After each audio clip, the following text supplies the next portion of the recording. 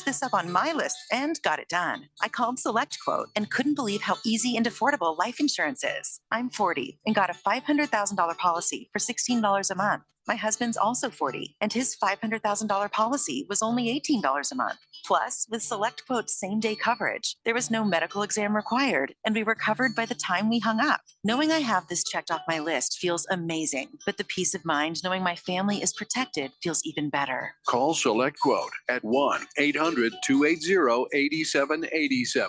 That's 1-800-280-8787. Or go to SelectQuote.com to get your free quote today. That's 1-800-280-8787. Details on example rate at SelectQuote.com.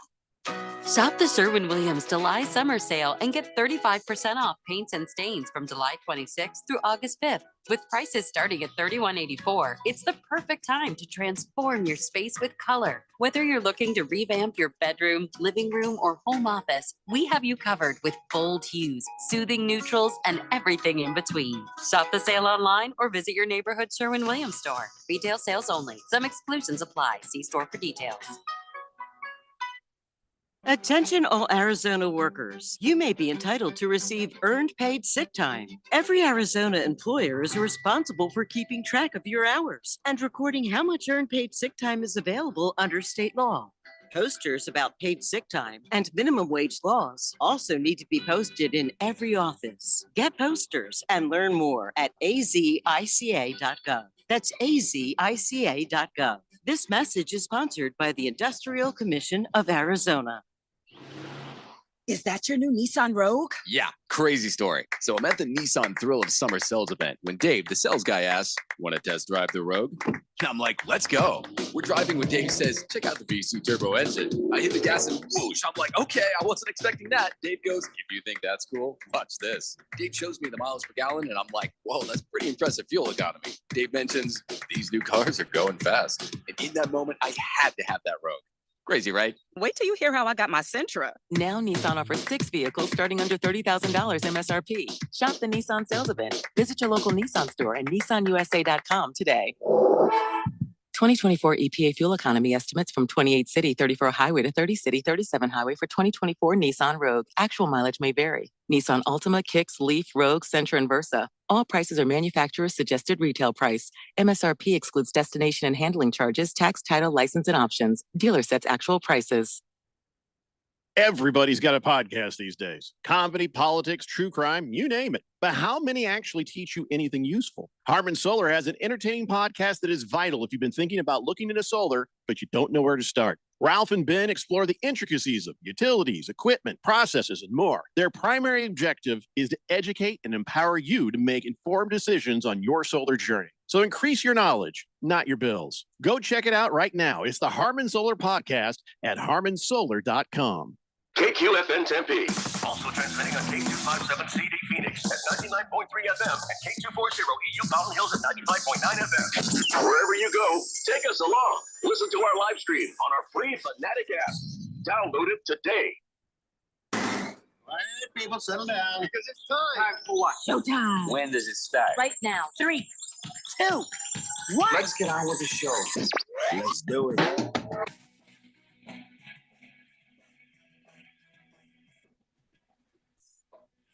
All right, everybody, it's Friday here on the Daily Blender. I'm your good friend, your radio pal, Jeffrey O'Brien, not alongside Randy White. He's taking the weekend off. We got Keon Rose in the control room, and you guys are on the Fanatic text line, 888-368-1580, broadcasting live in the Harman Solar Studios in Scottsdale. And, we start the show with some breaking news. This just popped a few moments ago, at least for me. But it turns out the Phoenix Suns are trading David Roddy to the Atlanta Hawks for E.J. Liddell. And I'm like, oh, E.J. Liddell, because that's what we need is to trade a forward for a forward. What the hell is going on here? Why are they not working on a point guard? I don't understand this trade. I don't know what the rest of the details are. If the Suns are getting other considerations, I just don't get this. I don't get it. Can you help me with this, Keon? I don't understand. I told you we didn't need David Roddy. I said that yesterday. We're like, oh, look, he's got 2.7 million there. He's a forward. We don't need a bunch of forwards. And the Suns were like, you're right. We could trade him. Is EJ Liddell cheaper? I just don't understand this trade. Yeah, I'm trying to dig into the numbers of this right now. Is EJ Liddell better? It's about the same. It's just because what the hell, right? It's about the cap. Everything the Suns do, It's gotta be about the money, right? From now until the end of these 3 massive contracts that are on the books, that being Durant, Booker, and Beal, everything's going to be about the cap. I'm trying to figure out how much longer David Roddy had on his contract, because Liddell's got a couple of years left. And if Roddy was longer than that, then this allows that deal to just naturally expire. But, sooner. And expiring deals are very valuable, especially when you get to that last year of that guy. Maybe you can trade that expiring deal for, a player that you might need down the line. This is not a pick to make the Suns better right this instant. This is about anything you can do to try and chip your way back to normalcy as far as the cap goes. There are 2 teams in the NBA that are so horrifically over the cap that it's not even funny. One is the Boston Celtics. That's okay for them. They just want a title. They're just trying to pay everybody to keep the gang together. Mm-hmm. This, with the Suns, is a little bit more urgent because you got bounced in the first round of the playoffs. So you're just trying to chip anything back to the cap. And so I'm trying to see. Yeah, because if otherwise, you got nobody for nobody. Yeah, nobody that's going to start. Nobody for nobody. And nobody who's probably going to play in a game. Yeah, but if the Hawks see Liddell as somebody who might be just a better fit for what they're doing, this isn't about better fit or anything like that for the Suns. It's about money. Yeah, because they gave up Liddell, so they better think Roddy's a better fit for what they're doing. Yeah, sorry, I got it backwards. But more nothing for nothing. See, you can't even keep track of it. That's how nothing this is. I hope we've saved some money. It's not nothing though. Feels like nothing. Money matters in the NBA clearly, because once you're okay, but once you're cash strapped, it's you have to do what it takes to get out of it. I am very rich, but that doesn't mean I don't think money matters. So okay, but you're saying nothing, and I'm saying if they're talking about players who don't matter. So hopefully you're right, and we ended up not having to pay as much. So if neither guy matters, then what's the big deal? Do the thing that's cheaper.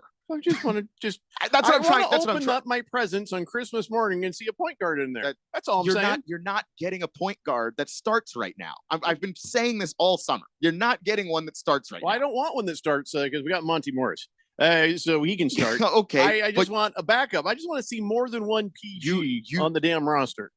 They're not available. Like sometimes you need it when it's not available. That's the reason why you really try to plan. Like you don't. Like they say, you don't go to the grocery store when you're hungry, because when you go when you're hungry, you just buy everything. If you go to the grocery store before you absolutely are starving, then you can actually be a little bit more wise about what you're grabbing and what you're getting, and financially you'll probably be better off. The Suns right now are, as far as point guard is concerned, they're kind of starving a little bit. It's probably not the best time to go shopping for a point guard. There's no $3 million point guards out there. No, there's no, and also that's not a veteran minimum. What about 5 million? No, man. I feel like we could negotiate. Like the 5 mil are out there, but like other teams need point guard and point guard depth too. The hell with them. But if you have to trade with them, they're going to say to hell with you. You're the one that doesn't have the point guard. You know what I mean? Like people are being really unreasonable right now. They're not.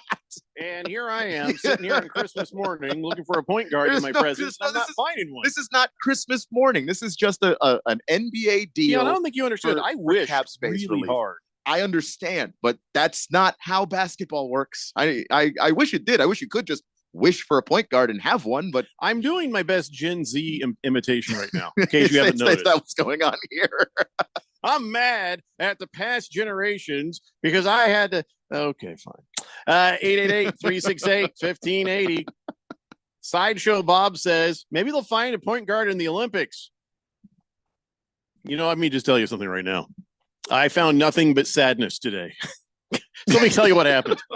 I wake up this morning and I have some breakfast. My wife is like, "Oh yeah, let me know when the Olympic opening ceremony start up." And I'm like, "Oh, okay. Well, we just watch it on YouTube." She said, "No. I want to watch Celine Dion sing." And I'm like, "Really? Why?" And she's like, no, I like Celine Dion. And it turns out my wife likes those kinds of singers, Celine Dion and Adele and other artists that would write horrible things about you after you break up.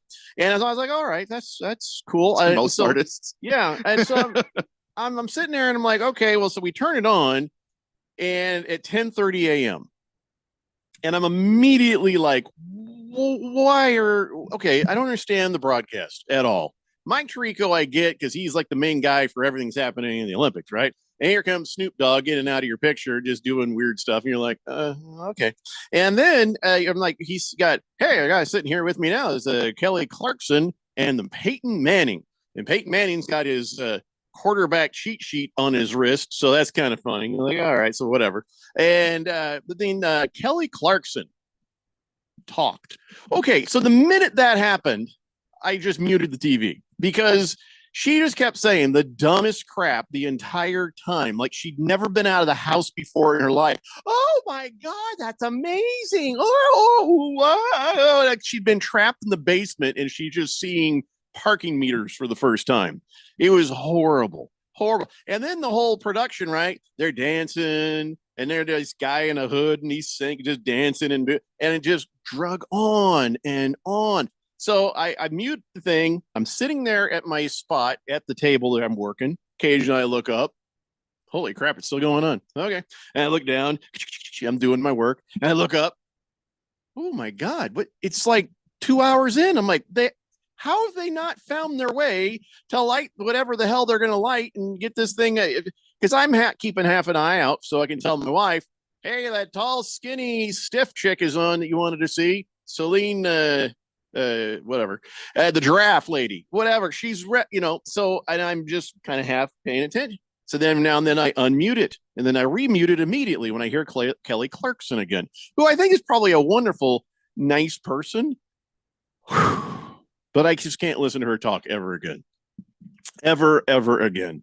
And it was just so awkward. The whole thing. Did anybody see any of this nonsense? It was awkward as hell.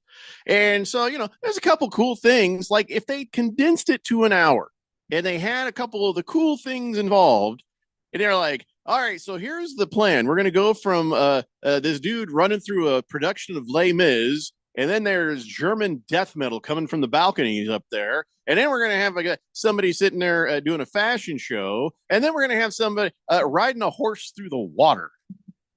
Yeah, I'm never watching that stuff. France is like another universe. I have never watched Olympic opening ceremony things. I just watch the games, man. I got aggravated. I'm not interested in people singing. I'm not interested in anybody talking. I just watch the games, man. Let me just tell you something. I can't believe people sit down and watch this. I just don't know what to do about that. Yeah, I can't either. And I kept muting it and checking it just for my wife because I love my wife, right? So I'm just trying to do her solid and say, the Titanic singing ladies on. And let me just say something. After having watched the broadcast, on and off for 4.5 hours, I think. I think I know why there was a terrorist attack in France. Oh my God. I think they saw the rehearsals. I really don't. I'm feeling like maybe this is connected. Somebody, let me talk to the European police because it's starting to make sense why they set the damn subways on fire now. That was their, and now I hope that they've got good security for all our athletes and all the people who are over there. But yeah, that's what happened earlier today. That somebody set fire to the subways, like a coordinated firebomb attack. And I don't think anybody was hurt, but like it shut down the entirety of the commute for like 800,000 people. So anyway, now I know the reason. They saw the rehearsal. That's the only thing that makes sense. It's the only thing that makes sense. Let's see. Hookup Hottie says, Jeffrey, admit it. You don't like Kelly Clarkson because she's a Texan. And we all know how you feel about Texas. I had no idea about that, to be honest. I didn't know that much about Kelly Clarkson. Other than, she sings, I think. Mm-hmm. And she was on a game show. And then... and I know she had a daytime TV show because I kept seeing her at the dentist's office. Yeah, she still does, I think. Okay. Yeah. And then I think there was a point where she liked sandwiches. and then she started getting shots. That's all I know about Kelly Clarkson, to be honest. And I got nothing against her at all, Hookamati. Knowing she's from Texas explains why she struggled with anything that was happening in France. But no, I got nothing against her. I just don't ever want to hear her talk again. Ralph Has Crab says Kelly Clarkson has a talk show produced by NBC Universal, and that's why you were subjugated to Kelly Clarkson. CBC broadcast was better. By the way, it's a Canadian broadcast. The chief correspondent, Adrian Arsenault, and CBC sports host, Scott Russell, way less annoying than those jackasses on NBC. If Al Michaels are doing it or Bob Costas, though, I would have listened. Yeah. By the way, I was looking around for the Liddell Roddy contracts. Yes. So for the Suns. So Liddell would count against the luxury tax $2 million less than Roddy would, and his deal is 1 year shorter. So he's playing for like 600,000, 700,000. Like it's $2 million, but that's 2.7 for Roddy, and so Liddell is how much? But Roddy's luxury tax. It's very confusing. Cap. It is confusing. I'm trying my best to sort through this because it's just financial. But if they NBA told nonsense. you it's saving us money, just believe them. It's saving you $2 million as far as luxury tax goes specifically. Okay. And the deal is 1 year shorter, so you can get out of that. So you can save yourself $4 million by the end of next season. That's cool. I mean, neither is going to probably see the court. In a game, like garbage minutes, maybe.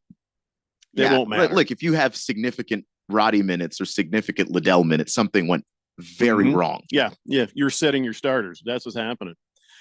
Quiet Cannon says, thank you, Jeffrey. Good overview of that stupid 4.5 hours of nonsense, as you called it. You just gave us the right amount of details, which is almost zero. Good reporting. Thank you.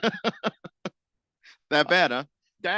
Listen, when I was a kid, my mom would be like, "Oh, I've got to watch the opening ceremony," and I'm like, I'll see you tomorrow when the games start. Yeah, I wasn't trying to watch it so I could talk about it on the show. Yeah. It just happened to be a thing that was happening. And, it was raining. How's that? There's a report. It was raining. And when they were doing this thing where people were dancing or they were running down this runway doing I was hoping to God somebody'd slip and fall. And I just, I was rooting for the wrong things pretty much anytime I looked up.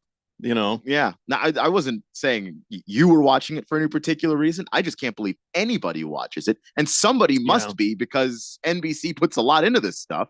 1 hour. And you condense and you put all the cool stuff right there and you get on with it is what you do. And then now you've got something. Because there were some cool elements. I'm not going to lie. There were some cool elements, but awkward as hell every minute in between. Dear God. Sideshow Bob says, hey, I know something about Kelly Clarkson.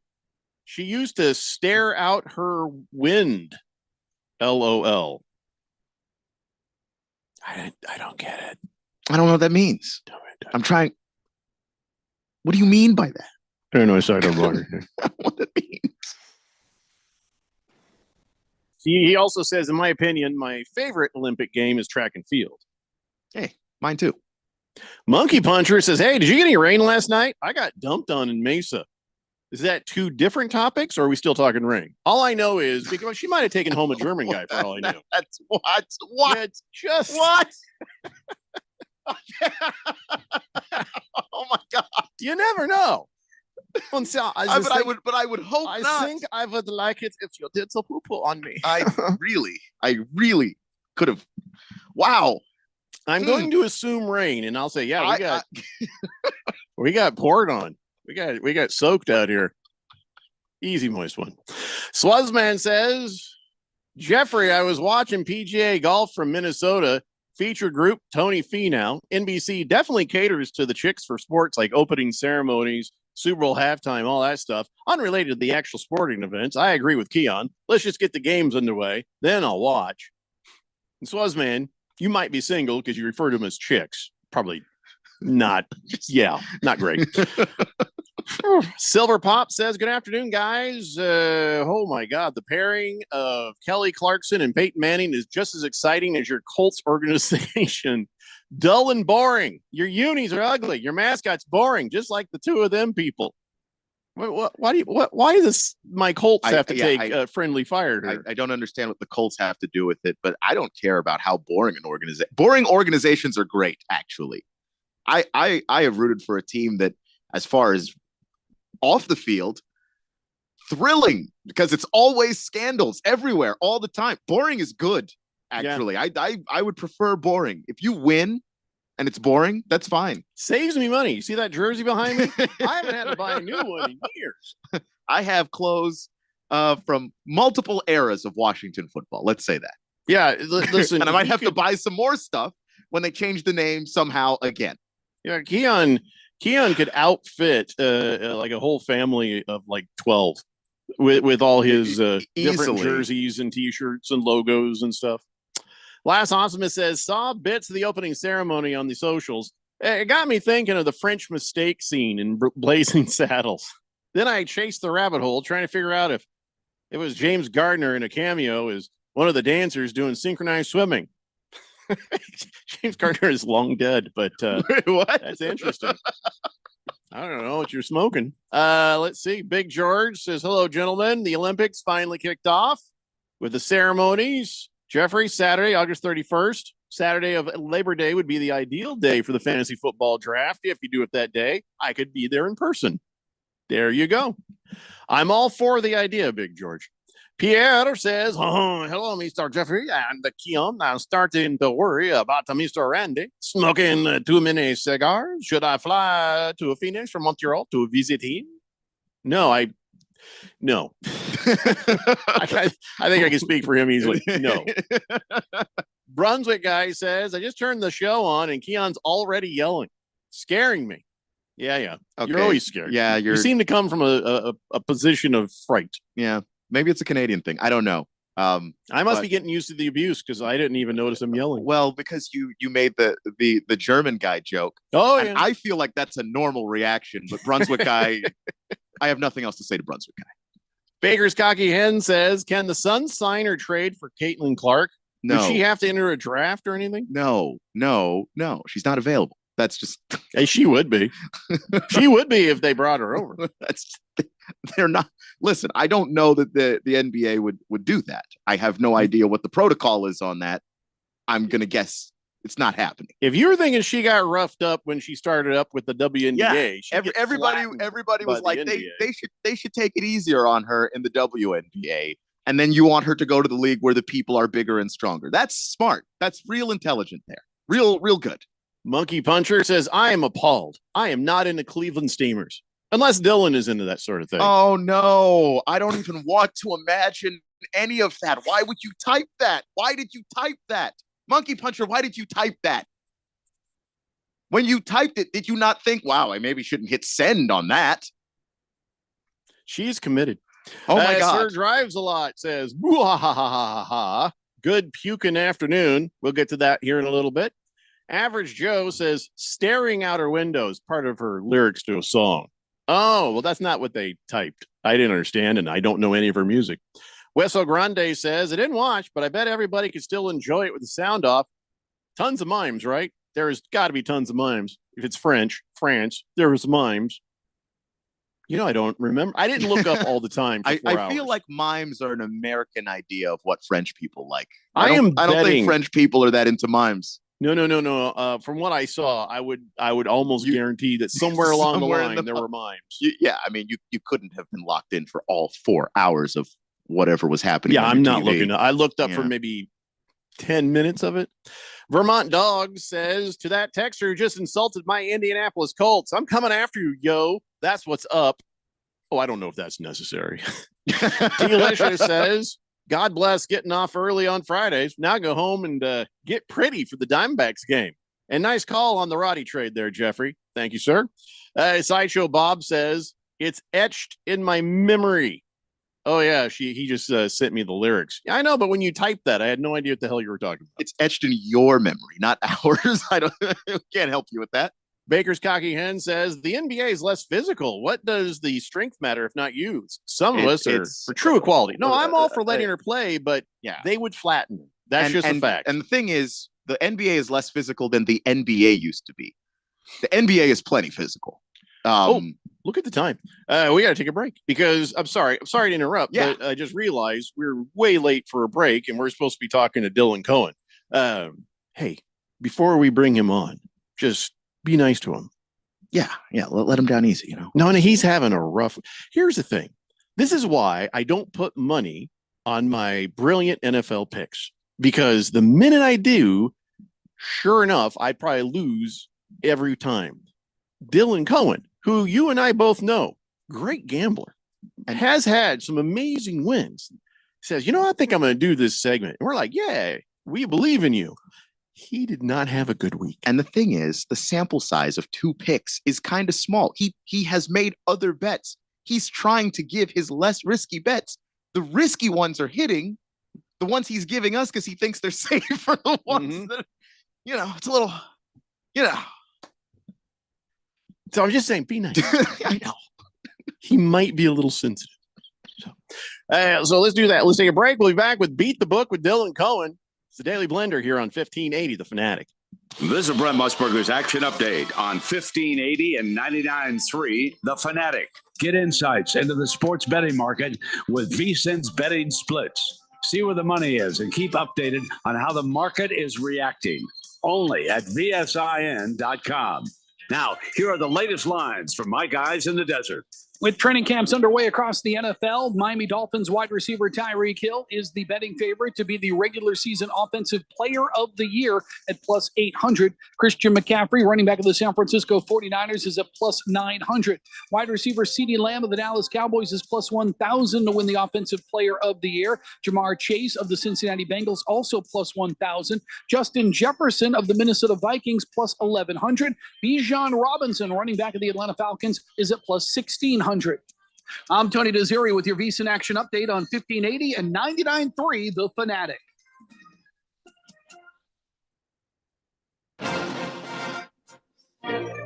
Westwood One Sports presents this special update on the 2024 Summer Games, sponsored by Grainger. With supplies and solutions for every industry, Grainger has the right product for you. Call, click Grainger.com, or just stop by. The first opening ceremony in Olympic history not held in a stadium. Despite the rain, athletes from the 206 countries sailed one way down the River Seine to the Eiffel Tower. And then the Olympic torch headed in the opposite direction. On a boat with Rafael Nadal, Serena Williams, Carl Lewis, and Nadia Comaneci, the journey continued to the Louvre and included 24 former French Olympians and Paralympians, including Tony Parker, Amélie Mauresmo, and Charles Costa. At 100 years old, the oldest living French Olympic medalist, born the last time that Paris hosted the Games in 1924. Finally, the lighting of the cauldron to officially open the Olympics. With this Summer Games update, I'm Brad Heller, Westwood One Sports. This is the story of the One. As a maintenance engineer, he hears things differently. To the untrained ear, everything on his shop floor might sound fine, but he can hear gears grinding or a belt slipping. So he steps in to fix the problem at hand before it gets out of hand. And he knows Grainger's got the right product he needs to get the job done, which is music to his ears. Call, click Grainger.com, or just stop by. Grainger, for the ones who get it done. A lot can happen between falling in love with a house online and owning it, between imagining living there and breathing in your new home for the first time. Having an advocate who can help you navigate the complex world of financing, inspections, negotiating, analyzing the market, and talking through any anxieties that may pop up, that can make all the difference. That's what the expertise of a Realtor can do for you. Realtors are members of the National Association of Realtors and bound by a code of ethics, because that's who we are. If you're looking to get a new car, you could really cut expenses by bundling your car and renter's insurance with Progressive. Sure, you love your old car, but you know it's not normal to give instructions on how to open the window. It should be self-explanatory, but it's not. And notice how when you're in other people's cars, you can feel cushion in the seats? That's pretty nice, right? No, it's just normal. So bundle your renter's and car insurance with Progressive and put the savings toward a new car. It's time. Progressive Casualty Insurance Company coverage provided and serviced by affiliates and third-party insurers. Not available in all states. Hey, what's up, everybody? Ken Barkley here, reminding you to check out You Better You Bet. Why, you ask? Well, because we bring the fun, the insight, and all the wagertainment you need. Plus, hopefully, we win a couple bets along the way. From up-to-the-minute breakdowns of backdoor covers, bad beats, and the cheers and tears that come with them, obviously. Plus, betting analysis from some of the best minds in the sports wagering world. Join myself and Nick Costos and tune into You Better You Bet. Weekdays from noon to 3 on Arizona's sports betting station 1580 and 99.3, The Fanatic.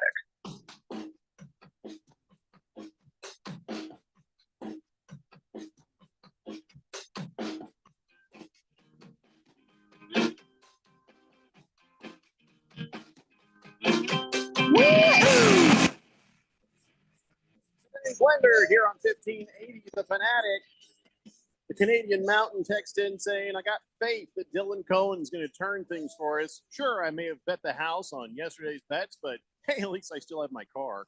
Oh, yeah, that's always good to have a place to sleep. Well thought out, Canadian Martin. 888-368-1580. It's time now for Beat the Book with Dylan Cohen, which I've called this segment Beat the Bet, Beat the Buzzer, and now, of course, Beat the Book is the correct title. So as long as you guys know what I'm talking about, that's all that really matters. Hey, Dylan, how are you? Alive and breathing. That's half the battle, right? You okay, buddy? You okay? I just want to start off and say, growing up, one of my closest friends and I, anytime we would play NBA 2K together, a lot of the time we'd very commonly, wager small amounts of money on those games. And anytime a game was really close and, ended on a buzzer beater, something a little controversial, this is one of my best friends, Eric. He used to literally take the Xbox controller and Gronk spike it on the ground and shatter it. And I have seen at least 5 controllers, maybe more, shattered in my lifetime. That man spent more money replacing controllers than he did buying the actual console. That was kind of how my night went last night. A little rage quitty kind of feeling going on, huh? So yeah, what the hell happened? It just doesn't help when, kind of going off what Keon said before, at the end of the day, these are picks that I really feel to be as conservative as possible. And it's almost beyond comical the ways that some of these things are just not falling the way that we need them to.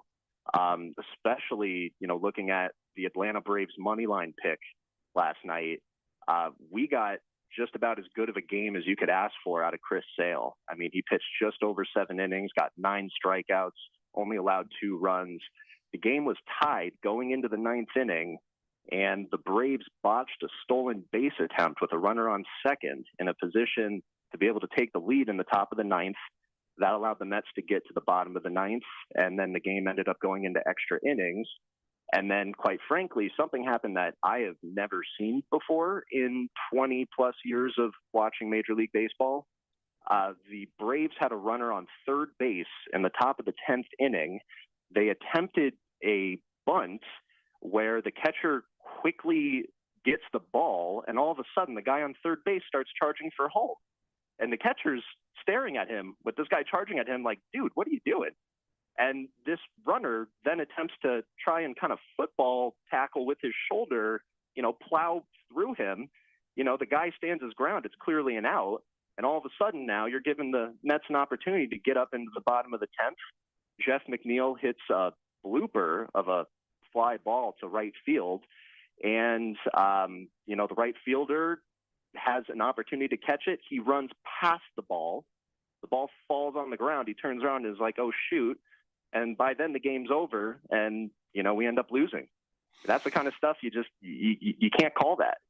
Not much you can do about that. You use, your best guesstimation, and these things happen. Baker's Cocky Hen says Francisco Lindor was the bet yesterday, ended up with a home run. I was going to text it, but didn't want to show Dylan up. He's now up to a 10-game hit streak, and he was 16-31 versus starting pitchers yesterday. And quite frankly, Lindor came up, I believe it was in the bottom of the 9th. I mean, he was in a position to, win the game for them too. And he's been stellar lately. So absolutely, yeah. Tough loss yesterday in that one. Honestly, what had me closer to the point of breaking my TV was actually the second bet. That was for Miguel Andujar on the Oakland Athletics to get at least one hit in the game. He was the most favored batter in that game among both teams to get a hit. He was on a 6-game hitting streak. He had over, I believe, 10 hits since the All-Star break. And in his case, he had 5 plate appearances. The first 4 were all lineouts and groundouts. But this man managed to get up in the bottom of the 9th, and he took his count all the way to a full count. And then the next pitch he gets lands squarely on his chest, right on his heart, which is just a place where, you know, if a guy ever gets hit by a ball, it's on his leg, it's on his hip, it's on his elbow. This pitcher managed to throw the ball at his heart, and he walked away like holding his heart. And that was how we lost that one. Never seen anything like it. Has anybody checked on him today? Is he all right? Is Miguel okay? You know, I mean, there's no padding there. You know, it's not like he's going to wear any protection there. They're probably, they might give him the day off just to rest. I'm sure he's got quite the bruise from that.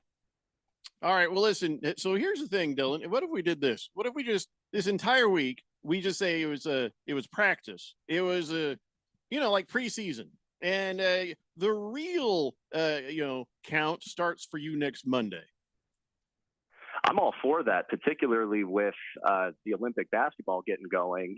As far as what we're looking at for today and this weekend, I wanted to make sure Fourth Dimension had some feedback from me, at least, on something to be able to act on tonight, Saturday, and Sunday. All right, we'll start today. It starts now. How's that? We're just going to, everything else was, it's a mulligan. It's just, we're starting now. But see, after this, though, there's no do-overs again after this. No more do-overs. Totally fine. I've lined up a few good picks for our listeners today. Starting off with the game that's going on tonight, that is going to be the Colorado Rockies visiting the San Francisco Giants. And, we can talk about the pitchers in this matchup. We can talk about, the overall games that these two teams have played because there is a rather large sample size there. But at the end of the day, what stood out to me the most in this matchup is just simply where the game is being played. That appears to have a pretty big impact on who's going to ultimately win. The Colorado Rockies are the second worst road team in all of baseball. They've only won 14 games on the road all year. In the 3 games that they've played so far in San Francisco, they have lost all of them. So my pick for tonight should be safe, knock on wood here, Giants money line. Okay. So didn't the Rockies burn you once this week already, though? They sure did. But to your point, Jeffrey, they played at home. And the Rockies play at Coors Field, which is notoriously one of the most batter-friendly stadiums in the country, in all of Major League Baseball. So when you take them out of their element and you bring them to one of the most pitcher-friendly stadiums in the league, at Oracle Field, that's a big difference. And, it's been reflected right now in their road record. They were batting very well in a couple of different home series that they played against the Red Sox as well as the Giants. But I would expect them to struggle tonight, just being that road team playing in a stadium that works against batters most of the time. All right. So that's tonight. What do you got for the weekend? Let's see if we can get you 3 W's for Monday. Well, and also don't forget, we still have time to place more wagers on France to win the silver or gold medal. That was a strategy that I had covered earlier this week. You'll be able to place those bets all the way up until the first games on basketball start, which actually starts at 2 a.m. on Sunday morning, since all these games are being played in France. But the first pick that I wanted to provide for Saturday is going to be on the pool game between Brazil and France. So this is where they do the pool play at first, where everyone plays the teams in their pool. Eventually you'll advance to the quarterfinals and the semis, then the, medal rounds. So for right now, this is the very first game that we're seeing. And something that I wanted to highlight to our listeners, whether or not you actually follow my picks, there's a tremendous opportunity on prop bets for men's basketball, specifically for the games happening tomorrow and for Sunday. The reason why is because odds makers do not have a sufficient sample size of relevant games to be able to draw accurate lines. A lot of these lines for the games that are happening on Saturday and Sunday, they're being derived from these exhibition games that we've seen these exhibition games are missing key players. They hold no significance. So it's really going to skew what the pricing should be on a lot of these picks. And something in particular where I saw a lot of value was on Rudy Gobert on the French national team and his rebounds. We're all pretty familiar with him as a player, reigning National Defensive Player of the Year in the NBA. He is obviously an elite rebounder, has won the rebounding title in the NBA for years. Going back to his last Olympics in Tokyo, 5 out of the 6 games he played, he had at least 8 rebounds or more. I would expect Rudy to get 8 rebounds in a game versus Brazil, which features no one taller than 6'10". All right, there's your Olympic pick, Mr. Pink Eye. He was wondering if you had any Olympic picks, so there you have it. So, got anything else for us? Here, I'm gonna one more here for Sunday. Okay. Wanted to give the viewers something to be able to do for Team USA. So they've got a big matchup on Sunday. They're playing Serbia. Yes, they did just recently beat Serbia by quite a big margin. Nikola Jokic did play in that game, but he was missing his 2 biggest weapons in Bogdan Bogdanovic, who plays for the Atlanta Hawks, as well as Nikola Jovic, who plays for the Miami Heat. Those guys are both extremely capable 3-point shooters who can park themselves in the corner. And if the U.S. chooses to double team Jokic, he's going to have capable shooters to kick the ball out to. That being said, the pick that I actually like in this game is for Anthony Edwards to get at least 13 or more points in this game.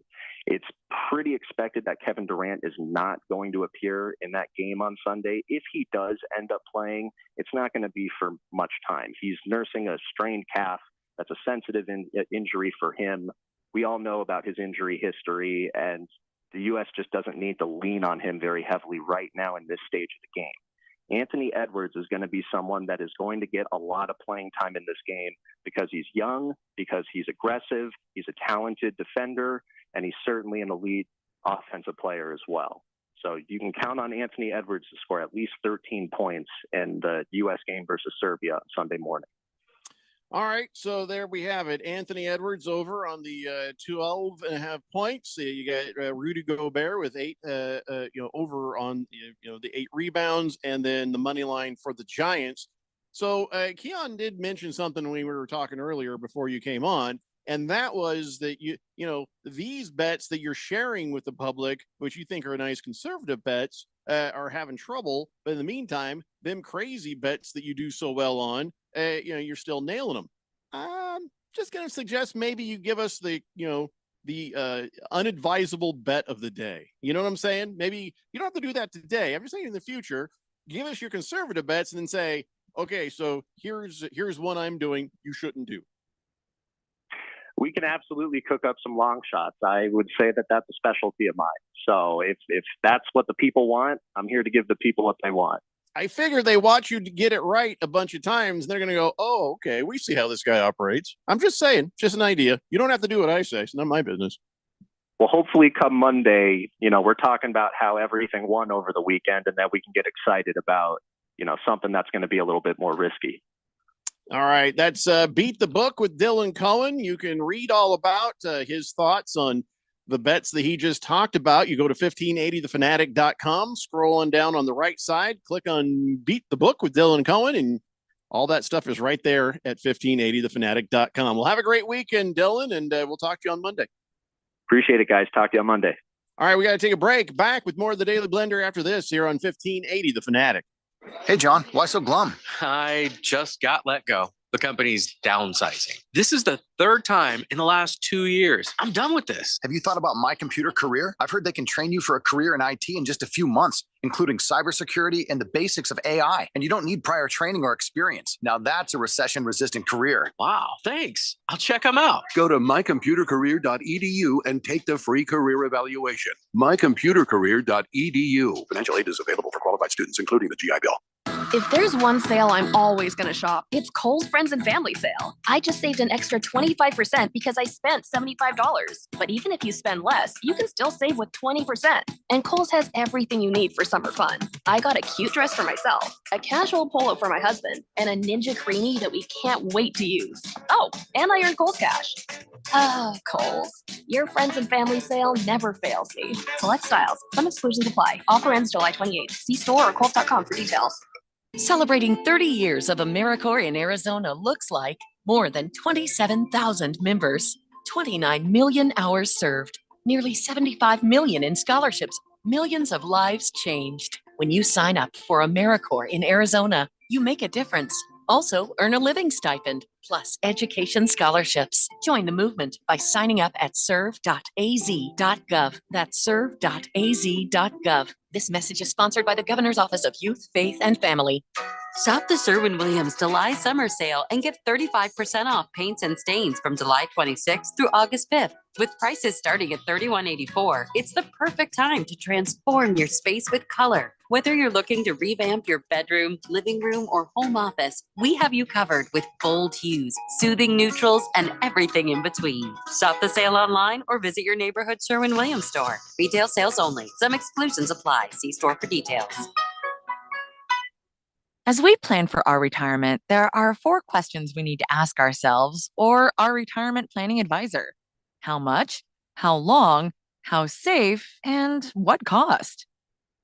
Let's start with how much. That is, how much income we think we'll need each and every year for the rest of our lives, including all the activities we want to enjoy during our retirement, like travel, recreation, and entertainment. Plus the cost of housing, including repair and maintenance, taxes, insurance, and utilities, as well as the cost of healthcare, including expenses not covered by Medicare. Enjoy safe, secure lifetime income of 5 to 9% for life, depending on age and deferral period, with no fee deductions and no annuitizing. Guarantees rely on the financial strength of the insurer, so let's compare free in Scottsdale. For more, visit iqannuity.com, iqannuity.com, iqannuity.com. So, what's your favorite thing about sports? The excitement, the action, or the 5-meat pizza and the 6-pack? Bingo. That's what we thought. 1580 and 99.3 The Fanatic, and always on at 1580thefanatic.com.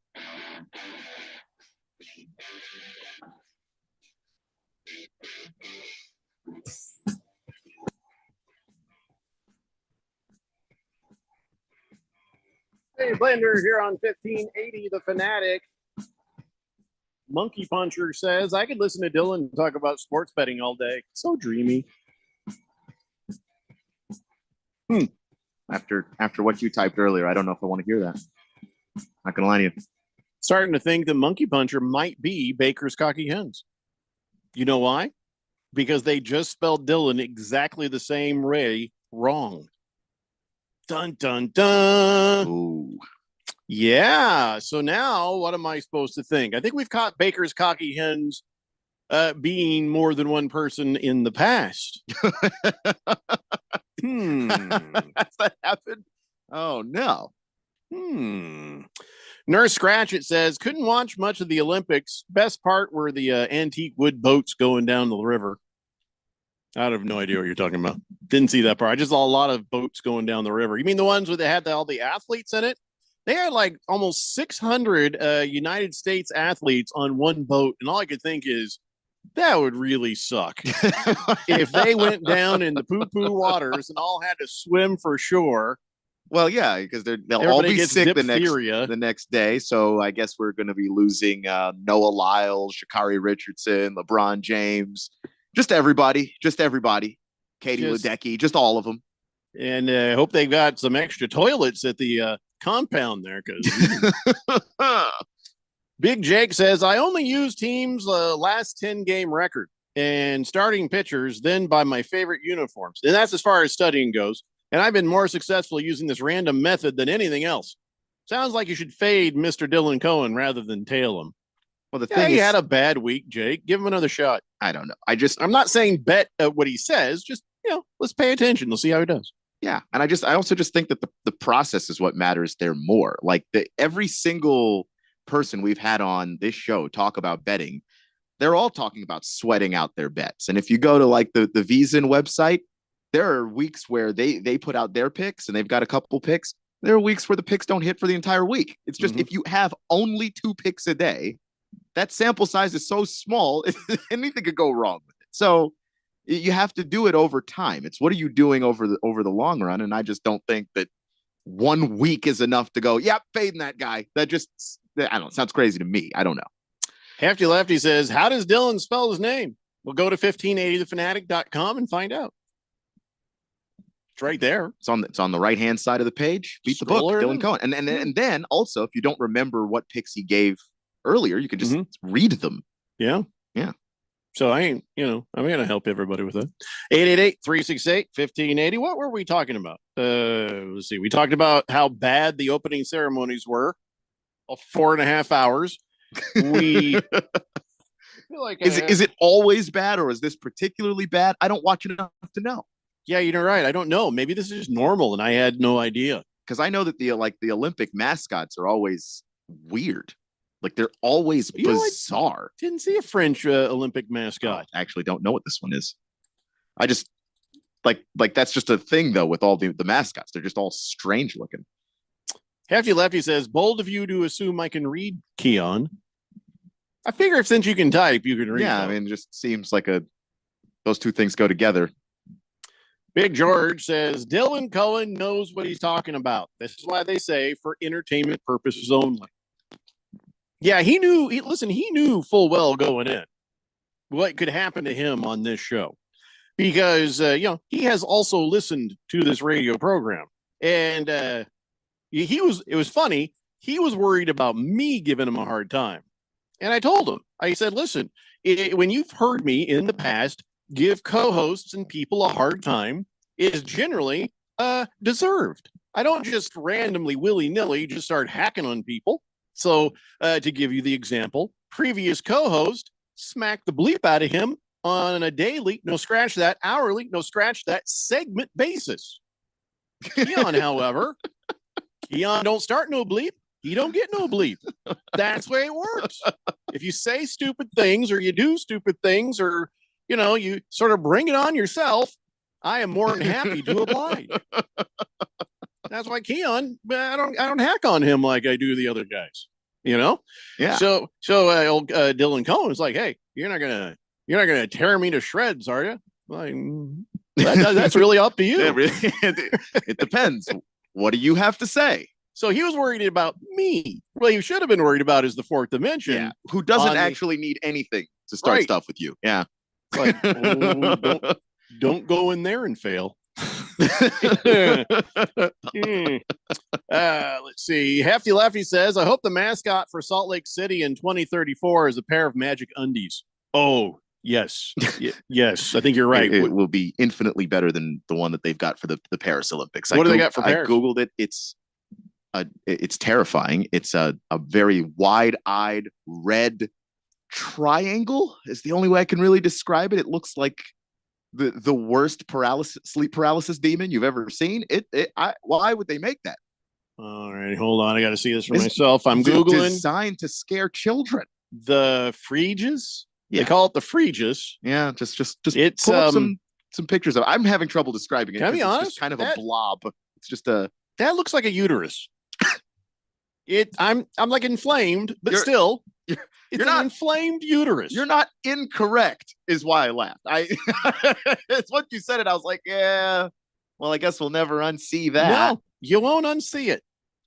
Again, because that's what that is. France. What the hell? But the thing is, they're just continuing a long tradition of mascots being bleeping bizarre. So I don't know if the Olympic ceremony's like that all the time. Is my point. Here's why. Because what happens is you get a bunch of people around a table saying, all right, this mascot has to represent our country and our values and what we think of these Olympics. And so they start adding, well, we need to represent blah, blah, blah. Oh, we got to do that. Blah, blah, blah. And so many different people have so many different ideas and they throw it in there and they're like, we got to do all of it all together all at once. And then you end up with a big inflamed red uterus. Yeah. Like if If your kid was afraid of seeing that under their bed, you'd understand. Yeah, I don't think anybody'd be happy to find an inflamed uterus under their bed with eyes and eyelashes that are the French flag for some reason. And if you think you I guess I could have gone oddly shaped Dorito, but no, this thing has fallopian tubes. Yeah, go ahead and look it up when you get home. Look it up yourself. Ooh. Hefty Lefty says, I don't know why Canada didn't just use a moose dressed as a Mountie or something. Embrace the stereotype. Oh yeah. Well, wait, when does Canada have the games? I don't know. The Mormons have the games. The I guess from what I understand, this is going to be the first Olympics where they test you for caffeine. So, Nurse Scratchit says, prison looks beautiful, but the French are weird. What? Prison? I wonder if that was an prison looks better than watching this crap for 4 hours. Autocorrect. Yeah. What were you trying to say? Paris? Singers in the palace windows holding their heads. Some of the small countries were in small solid wood, antique boats, that sort of thing. Big George says there are so many people that are scared of Jeffrey O'Brien at the station, including Dylan Cohen. He's not scared of me. Neil from the Weekend Warriors, yeah, but not Dylan. Jeffrey is a teddy bear. He may look scary on the outside, but he's soft and cuddly on the inside. I'm pretty sure I'm just very gooey and moist on the inside. Let's not open me up to find out. Like most people. Goosh. I don't know. So where were we? Oh, we're just talking Olympic stuff. And okay, I don't want to talk about the ceremonies anymore. Just don't. Not much left to say, to be honest. And no, Donnie, Dylan is not related to the previous degenerate co-host with the same last name. He is not. So, all right, here's something. NBC having Kelly Clarkson on there, just woof. That was a bad decision. And so now I wonder if they've made another bad decision. Do you remember when Aly Raisman's parents became a meme for how intense they were watching her perform at the Olympics that time? Yeah, I remember. Well, NBC noticed, so now they're adding a new feature. This year, NBC is going to be putting heart rate monitors on the competitors' parents, then showing the results on the screen as they watch their child take on the biggest challenge of their sports careers. This is as dumb as Kelly Clarkson. That's a new saying for me, by the way. It's as dumb as Kelly Clarkson. There aren't a lot of details on how they're going to do this. How it's going to work out, but not every athlete either. But I would love to see some parent just have absolute confidence in their kid, and it's just steady heart rate. Like I never doubt it. Yeah. You want to give me a graphic I can get behind? How about with yellow graphic that shows when the swimmers are peeing in the pool? That's something that I actually don't want to see that. I don't really. Just want to confirm our beliefs. I don't want to confirm that though. I want to live in a world where people just don't. I feel like I need to prepare the fourth dimension for some things they may hear during the Olympics and understand what they mean. Okay. Some of these things sound dirty, but they're not. Okay. So grow up.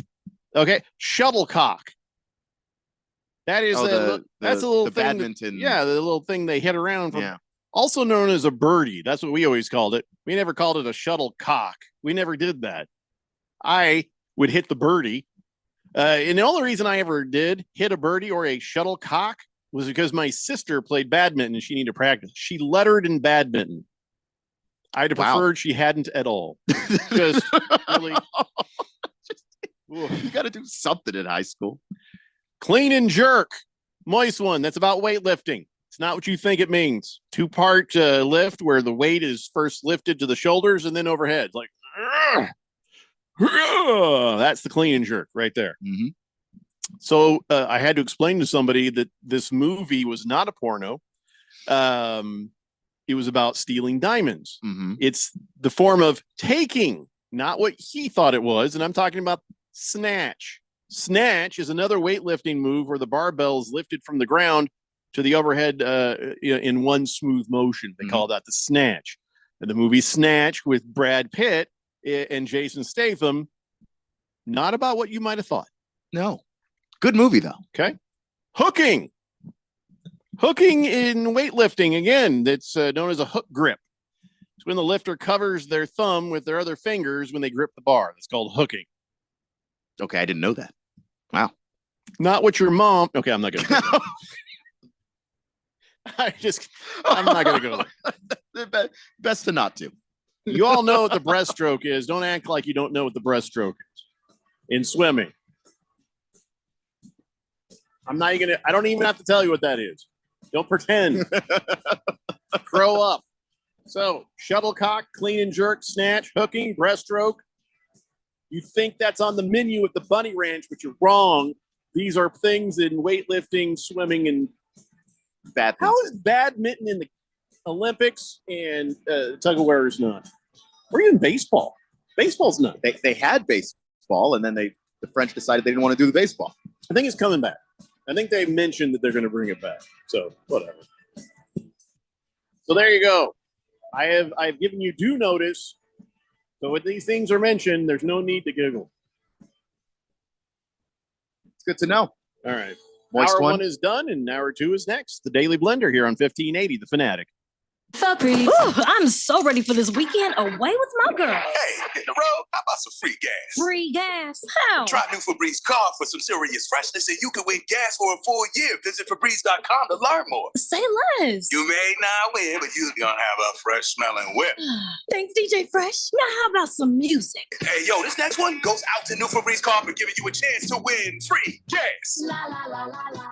No purchase necessary. Must be 18 to enter N73124 for rules and how to enter. Visit Febreze.com. O'Reilly. Need a little help?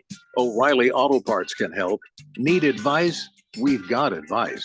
No matter what you need, we have thousands of professional parts people doing their part to make sure you have it. Exceptional customer service. Just one part that makes O'Reilly stand apart. The professional parts people. O'Reilly Auto Parts. Shop the Sherwin-Williams July summer sale and get 35% off paints and stains from July 26th through August 5th. With prices starting at $31.84, it's the perfect time to transform your space with color. Whether you're looking to revamp your bedroom, living room, or home office, we have you covered with bold hues, soothing neutrals, and everything in between. Shop the sale online or visit your neighborhood Sherwin-Williams store. Retail sales only. Some exclusions apply. See store for details. So what did the doctor say? He said I might need surgery. Wow, it's that serious. Well, we won't know for sure until I talk with a surgeon, but I'm lost. This is all new to me.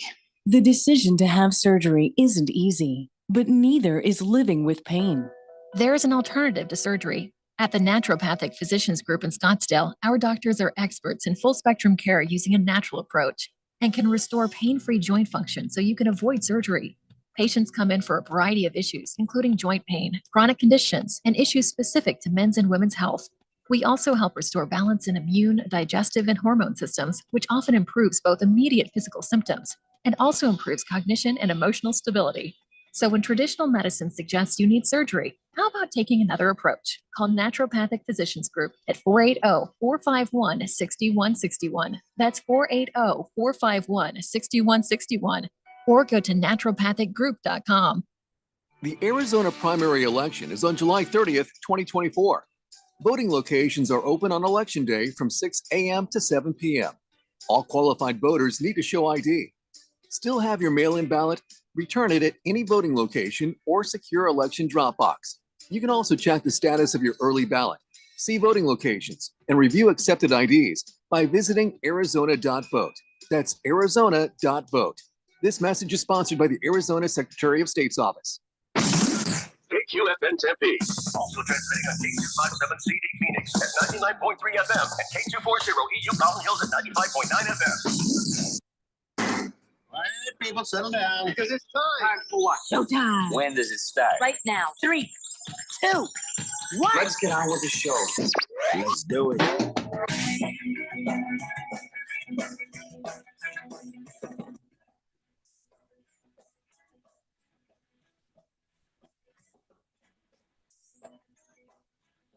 everybody. It's 4 o'clock here on the Daily Blender. I'm your good friend, radio pal, Jeffrey O'Brien, alongside not Randy White. He's taking the weekend off. We got Keon Rose in the control room, and you guys are on the Fanatic text line.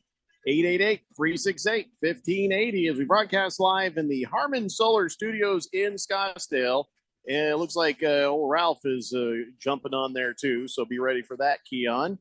And we're not gonna go nuts about the Olympics or anything. I don't know. Do you go nuts for the Olympics, Keon? Do you just made it clear you don't watch the opening stuff, but do you end up spending a lot of time watching all the events and things?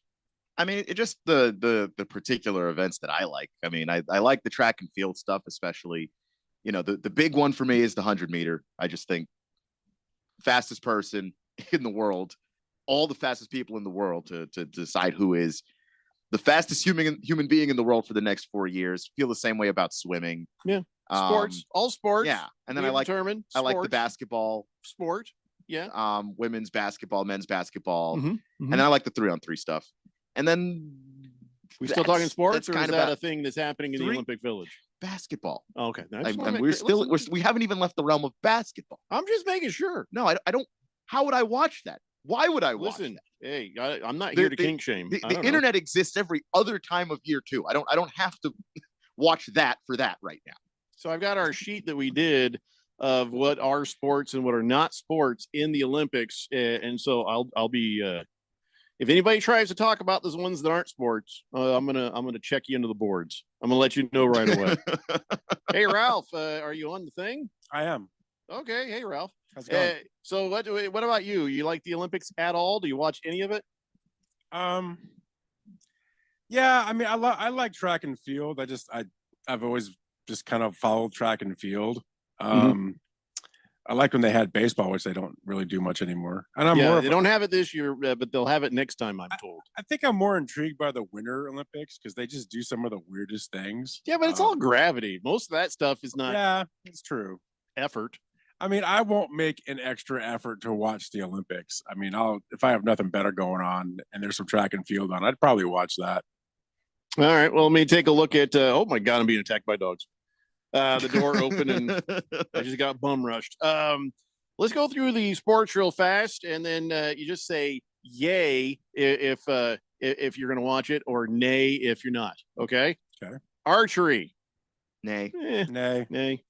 Artistic gymnastics. Nay. Double nay. Artistic swimming. Nay. Nay. Badminton. Nay. Nay. Basketball. Yay. Yeah. Basketball 3x3. Yay. Maybe. Yeah. Beach volleyball. Yeah. Yay. All you men out there are liars if you say you're not watching that. Boxing. Yay. Yay. Maybe. Break dancing. Nay. Hell no. A million times nay. You'll watch it for about 30 seconds to see, oh my God, they're actually doing this. I still can't believe this is happening. I mean, that's 80s, Click. dude. Yeah, I don't know that anybody's breakdancing like that anymore. But no, we saw a demonstration earlier on the broadcast, and we're just like, this is dumb as hell. It's like there is cool breakdancing out there. I just Not don't anymore. need to Not watch since it. 1988. No, there is, but I don't need to watch it as an Olympic event. Keon, you go to a club, do you see people like, oh, look out, there's a area over here for breakdancing. They're going to be breakdancing right here. No. Who's got the cardboard? Here we go. That doesn't mean that it doesn't still happen. Like, boxing isn't as big now as it was in the 80s either. It still happens, though. Boxing is a sport. Correct. Dancing is nothing. I am not arguing that it's a sport. I'm simply saying dancing is a good way to get dirty on your pants. I'm saying it still happens, and I don't need to watch it in the Olympics to watch it. I mean, if they bust out, Electric Boogaloo, I'm there. Oh yeah, remember that? Is that your jam? Yeah, I remember Electric Boogaloo and all that stuff. I'll watch that stuff. I know you're looking at us like these crazy white guys, but yeah, it was funny. It was good stuff. How about canoe sprint? No. Nay. I've never seen anybody canoe sprint. I don't know what It's that means. just canoeing as fast as you can. Yeah, it's an oxymoron. Which is just canoeing. Yeah. Well, but in a race. Cycling BMX freestyle. Nay. Yay. Cycling I mean, BMX I racing. wouldn't go out of my way to watch it, but if it was on, I'd watch it. Not interested. Cycling in general. And any BMX stuff, if it's on, I'm not going to sit there and go, well, how did it go today? But if it's on, I'm not going to say no. Yeah. Mountain biking? Nay. Cycling on the road, like like the Tour of the Olympics. How about diving? Nay. Yeah, maybe. I'm a nay on that. It's just like, okay, you just jumped off a thing into another thing, and you had to do it and like shave yourself. That one might be like a maybe, but like there's some of these events I'm watching, and I'm not watching them like I'm watching a sport. Like I'm just impressed that people can do some of this stuff at all. Yeah. Now, if they could do belly flop competition, I'd be all over. Hell yeah, I'm watching that. High dive belly flops. I want to see that. I used to do that. I love that. Equestrian. I don't know what it is. Anything involving a horse is I'm out. I just don't care. Good to know. But the horse didn't. Like I dream of this. Yeah, and I just don't. It's not for me. It's not for me. Fencing. I'll watch fencing. Yeah. I'll watch fencing, and then I'll be like, yeah, okay, I've had enough. Yeah, a couple of matches, and I'm just like, I can't get invested in that. It's another one that I'm not. I don't know if I'm going out of my way to watch fencing, but if it's on, not flag football to see what the future of the NFL is. Nay. No. Nay. Golf? No. Nay. Handball? Nay, but that's just because I don't understand handball, and I am too lazy to learn. just the reality hockey, of it. But I think we determined that's field hockey, right? Yeah. So Nay. outside of the guy that amputated his finger so he could go compete, wow, not that interested. Judo. Oh, I'll watch some judo. Yeah, any of like the to watch martial some arts judo. stuff. I'll watch that. Yeah. Marathon swimming? I don't have the attention span for that. Marathons? No. That's a pass. I'm impressed by it, but no, I won't be watching. Modern pentathlon. There's a lot of things happening there. That's another one of if it's on. What's all in the pentathlon again?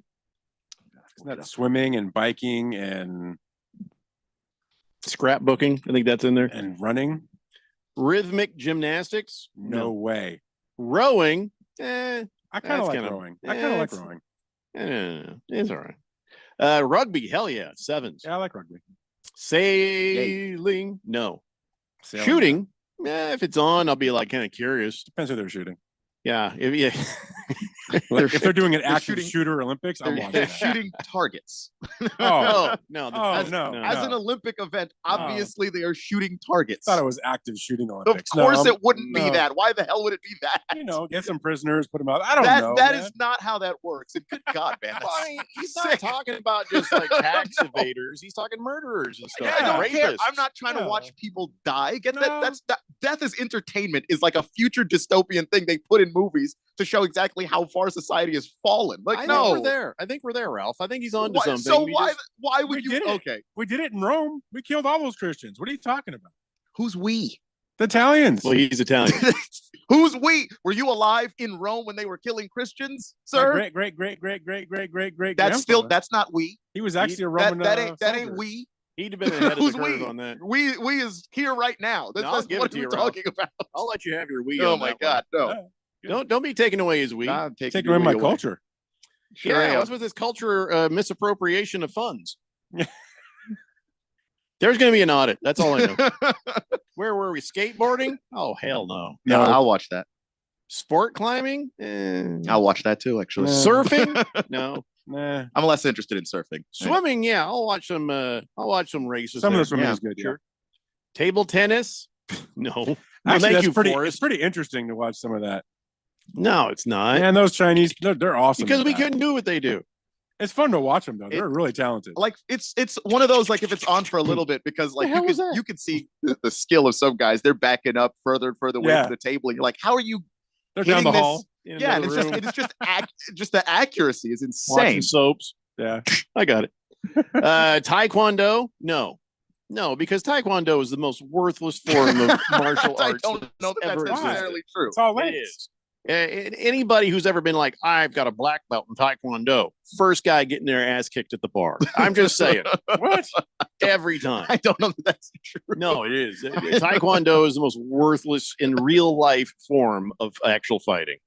Tennis? I didn't watch it when it wasn't on the Olympics. Why would I watch it? Yeah, I watch tennis. So, but it's a sport. I'll give it to you as a sport. Trampoline. What? When do the women compete?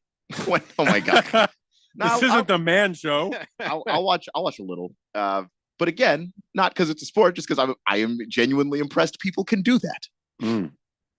If my wife says I'm never going to get on a trampoline if you bring it home, I'm not bringing it home.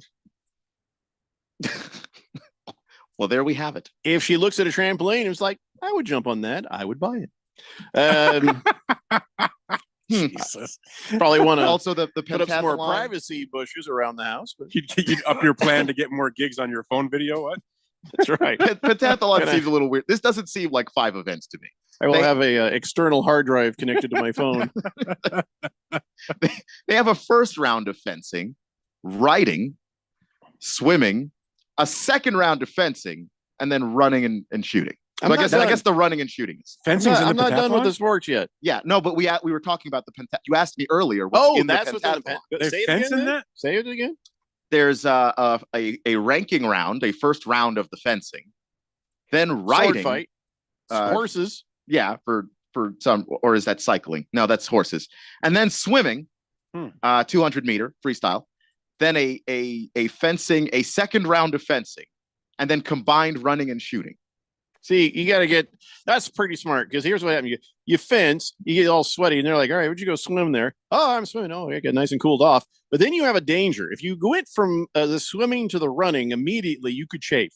And that is really bad. So they're like, why don't you dry off while you sword fight again? That's pretty smart. That makes sense. Okay, I can understand the logic there. Somebody planned out the pentathlon to avoid chafing. I guess I see the vision. All right. Wow. I'm impressed you see that vision. I look, it's a stretch, but I have suffered some serious scar resulting chafing when I was 12. I was down at the Willamette River, and me and my buddies were like, hey, we've seen these guys rolling logs on TV. We should try it. So I got up on there's some logs out there in the river, and I started going. Well, it was in between, we didn't realize we could die because we were on the log in the middle, not on the end, where you could go in between the logs and then drown because you couldn't get passed up through the logs. Good times. Anyway, so there was, and I was doing pretty good till I wasn't. Bloosh. I was like, oh, that was fun. All right, guys. And we were lucky to be alive. And I'm like, well, I'm going to walk home now. And I walked about a mile home and didn't understand why on the inseams next to my crotchal area, I had about this long scars, like cuts, divots, like canyons of bloody flesh, like where my tidy whities dug in. I was 12, man, and where that dug in, and I couldn't tell anybody, so that I got a bunch of like paper towels, and I put Neosporin on them, and I just shoved them in there, and I walked a little funny for a couple of days. Healed perfectly, still have the scars, never log rolled again. And that's where I learned about chafing. That was chafing at its finest or worst. Definitely its worst. Nobody enjoys chafing. So now you know why I know so much about chafing. Chafing's serious. That's our next PSA. Chafing is serious. And you're going to show your scars. We're going to have the Kareem Abdul-Jabbar You're gonna do a calendar shoot. Atrial fibrillation commercial, and then it's followed by Jeffrey O'Brien talking to you seriously. I'll lift my leg up Captain Morgan style, but somebody has the camera laying on the floor, zoomed in on my odd scars. I don't think we needed to see proof that it happened. Just feel like we believe you. Will volunteer. We believe you. Where was I? Triathlon? Would I watch it? Maybe, yeah. Yeah, a little. Volleyball. If it's in the gym, I'll watch either. Actually, water polo. I am curious to watch some water polo. I would probably watch that a little bit. Water polo is oddly violent. Weightlifting? Well, I've never been interested in it before, but now that I'm actually going to the gym pretty regularly, I'm like, oh, you know what? I kind of see the appeal. So I didn't buy the weightlifting Sunday ticket. So, and the last one is wrestling. But this is like high school wrestling, it's not Greco-Roman wrestling. Yeah. It's not it's real wrestling. WWE wrestling. Yeah. So, I mean, I call WWE wrestling. That's how I tell the difference. Wrestling and wrestling. I would watch a little bit, I think. Yeah, I'd watch a little. Yeah. It's one of those, if it was on, I wouldn't say no. 888-368-1580. Weso Grande says, remind me not to eat anything from a chafing dish. I don't think that's where you get chafing. I don't think that's the cause. Wow. Quiet Cannon says, if an American team or individuals competing in a medal round, how do you not watch it? Are you kidding me? If I don't care. I don't care about all the events. You didn't say cycling. I'm happy. He I did. Yeah, I did. The cycling in the arena? Yeah, the ones where they're like they got them goofy helmets and then they go that's on true. They do. track. There's like an inside and out. Yeah. There's an indoor and outdoor site. Yeah. Yeah, indoor one's really cool. Yeah, I'll watch it, but then I'll be like, my attention span on some of these things is not very long. Baker's Cocky Hen says the rhythmic gymnastics is done on the cardboard beds, if you know what I mean. I don't think that's what that's called. Pretty interesting event, Judge, based on positioning and stamina. I don't think it's judged. I really don't think anybody's Keon. Somebody's always judging. It's judging. Yeah, but that's you're being judged. That's the athletes You're doing being that. judged. The two people involved are doing the judging. There isn't like a panel of judges. They might be holding up nice enough not to say a anything. 9 afterwards. No, but they're telling their friends. I'm They're telling their surprised- friends. I'm surprised soaking's not an Olympic event. Why would it be, Ralph? Well, I mean, we're talking about rhythm gymnastics. You probably put soaking in there. Yeah, neither that's of just those no things. fun. Neither of those things are the thing that we're talking about. And you'd have teams of 3, so No, that's also Why? the guy under the bed. Walter Mellon. Yeah, I'm sorry. recording. Walter Mellon says, look at Ralph saying he'll watch the Olympics if he has nothing better going on. So a long weekend of watching the Olympics in store for Ralph, huh? No, I have a lot of better things going on. Brunswick guy says, I'm looking forward to the archery events. That is definitely a sport. No, it's not. not per the Daily Blender list of sports. You can argue it if you want to. So you don't count that as a sport, huh? No, let me double check that. But I mean, listen, it's a skill. It's kind of cool. You count shooting as a sport? No. No, okay. No, it's not a sport. Same category. Where's my list? If they were shooting with actual guns, you might have a better argument. Because then there's some recoil to manage there and all of that. You got the air guns. It's kind of my list is in my briefcase. We'll come back. little anticlimactic there. Big George says, Jeffrey, you're correct. Baseball and softball are coming back for 2028 at the LA Summer Olympics, replacing breakdancing. Thank goodness. I just don't need it to be an event that's a competition. Who made that decision? Dumb people. Who's making the decisions on most of these sports? Why isn't tug of war in there? Why why don't we have some of the other real cool sports? Why are we doing ribbon dancing? Ribbon damn dancing on our morning show when I was on in Chattanooga. We interviewed one of the Olympic breakdancers, and I don't think I've ever been more checked out of an interview mentally. Like I didn't care. I didn't know what to ask the guy. It was just like, what are we doing? And the thing is, he was excited. He was absolutely pumped to do it and have this thing that he's been doing his whole life finally be a sport in the Olympics. I was just like, I don't care, dude. I don't know what to do. Go to break. That's what you do. I want to be as excited about this as you are, or at least pretend I am, and I can't. I just got nothing. Hefty Lefty says they used to do this in World's Strongest Man when they did the vehicle pulls. They stopped after a couple of years because the heart rates were regularly above 200 beats per minute, and people weren't sure if these guys were going to die or not. Baby Mullet says, what do you guys think about edging as an Olympic sport? Well, if somebody has a weed whacker and they're really good at it, I mean, I got a guy here, when he comes around, he does some serious edging on the lawns, making them nice and tight. I'm assuming that's something else. I don't know. I have no idea. Landscaping. Looking at Keon, I'm thinking, what is edging? Mr. Pink Eye says pole dancing will be in the next Olympics. Don't Google it. Don't Google it? Okay. Don't Google it. They may as well have pole dancing in there and lap dancing if they're going to do break dancing. Talk about ratings. You'd get more ratings. Yeah. I'm thinking, yeah. You just do it at night. That's the Houston Olympics. Imagine them. They're like, I just said to you, I do not understand why we have so much glitter as in the invoices coming into the Olympics. Here we have to buy how many tons of the glitter? This is a mistake. You sound like Tim Conway.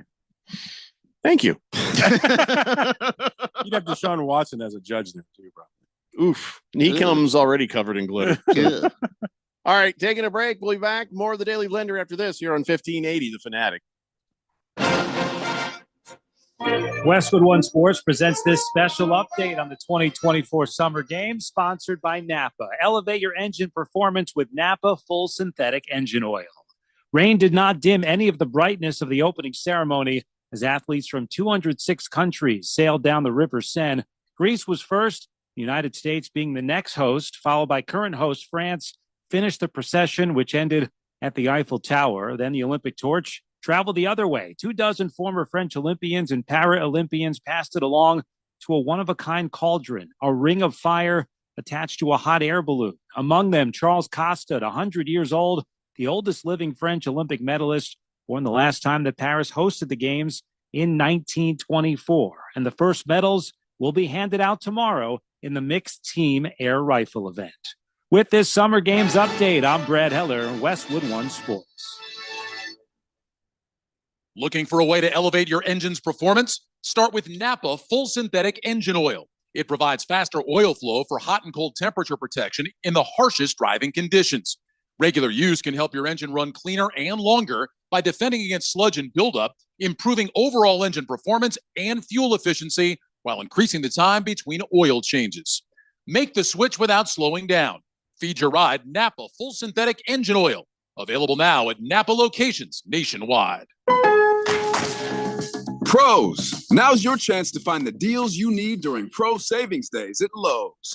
Right now, get up to 20% off select Werner and Little Giant ladders. Plus, save $60 on a DeWalt 20-volt max 2-tool combo kit. Was $229, now $169. Shop the brands you trust in-store or online today.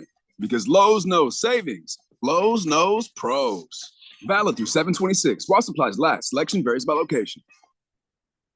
Let's say you've got questions. You're looking into solar, but you don't know where to start. Well, Harman Solar has the answers. Hi, I'm Jeffrey O'Brien, and listen, there's a couple of ways you can go here. One, visit harmansolar.com, browse around, because right across the page, they got links to all sorts of great information, like frequently asked questions, equipment, tax credits, even testimonials. Or just give them a call, 800-281-3189. Ask them directly. They'd love to hear from you. That's 800-281-3189. Or just go to harmansolar.com. Hi, I'm Ralph. And I'm Neil. And I'm Nathan. And we're the Weekend Warriors. Whoa. Who's the new guy? Well, I'm known on social media as Mr. AZ Sports. Oh, you're one of those internet celebrities. Yeah, the internet's really popular. You should learn about it. Hold on, Neil. We'll still be the same great show. Will we talk about sports? Yes. Will we interview Arizona sports personalities? Sometimes, yeah. Will we have fun? Of course we will. And I'll bring real knowledge of Arizona sports to the show. Fine, he can stay. Welcome to the team, Nathan. It's the Weekend Warriors every Saturday at 10 a.m. right here on 1580, The Fanatic.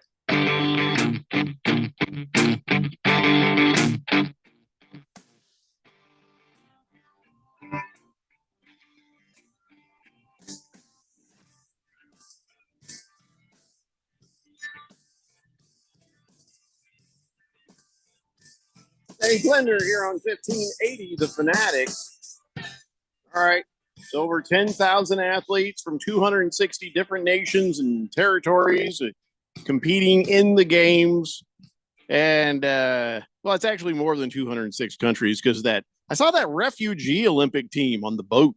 And it's got athletes from all sorts of places. So I guess the refugee Olympic team, isn't that where like the country's not allowed, but they're like, well, your people can come as refugees? I'm not sure how that works. I'm not sure how that works either, to be honest. It's probably the worst group of people to ask. Like, we just have no idea. All right. So here, let me educate you a little bit about the Olympics here starting off. There are 329 events across 32 sports. I did air quotes because not all of them are sports, including 4 sports they're testing out. And let's see, surfing, no. Skateboarding, no. Sport climbing, no. Breakdancing, no. None of them are considered sports by the Daily Blender. Since the first modern games in 1896, 10 sports have been dropped.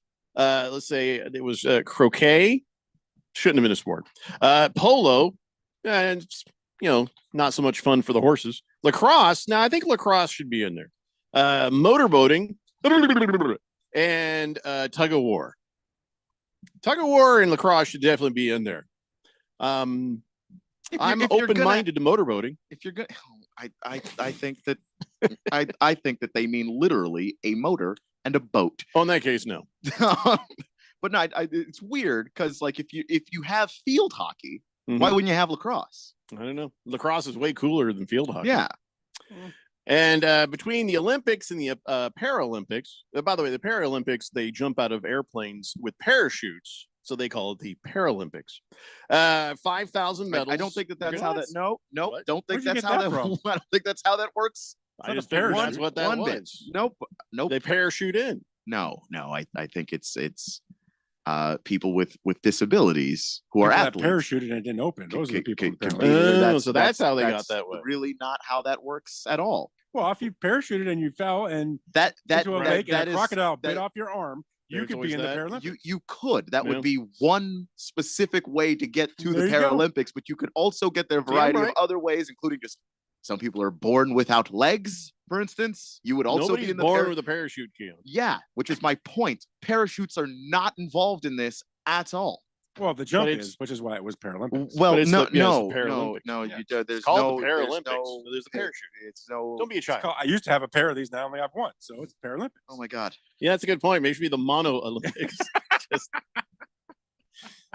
the 1/4 off Olympics. I don't Yeah. know. I mean, individuals. It's just people with disabilities competing in Olympic See, I don't events. see disabilities like you do.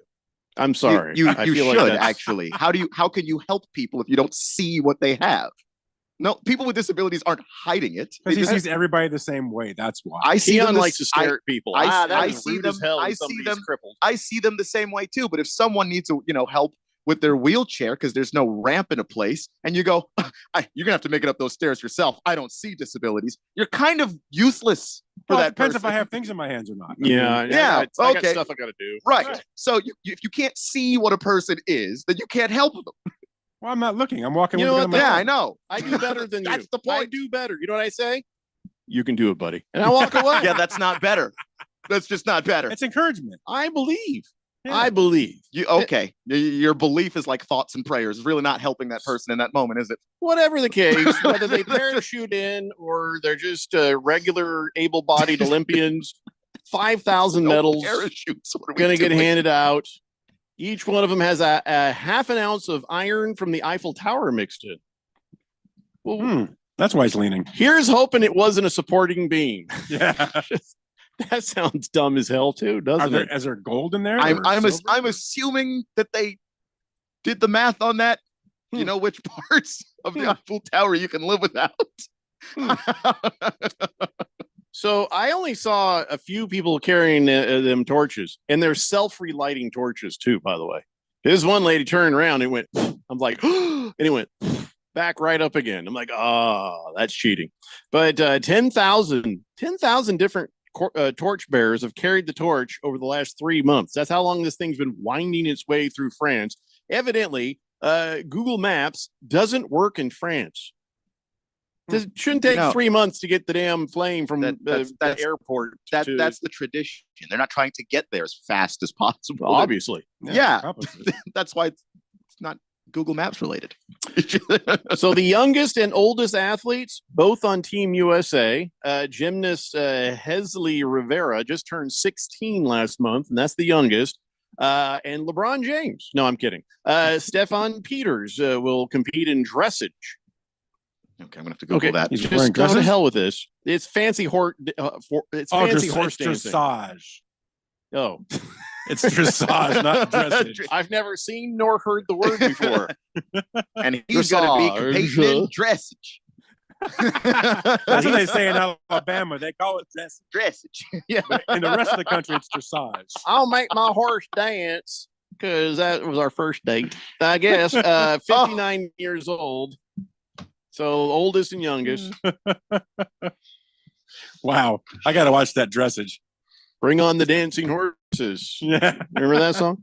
59% of American adults plan to watch at least some of the events this year, and around 4 billion will watch worldwide. That's why all the terrorists are coming, because this is a great platform to try to make a point. They already set the damn subways on fire. Who knows what'll happen next? 74% of people prefer to watch the Olympics live, if possible. Then here's the reason. Paris is 6 hours ahead of the East Coast, which means 9 hours ahead of us. Ain't happening. A lot of crap I ain't watching for sure. Tickets to the event, $24 all the way up to $1,000. Tickets to the opening ceremony, I guess. It's not bad. Tickets for the opening ceremony was $2,700 at the high end. Wow. No, think about it though. Mathematically, 4.5 hours of air quotes entertainment. So you would have to actually like it.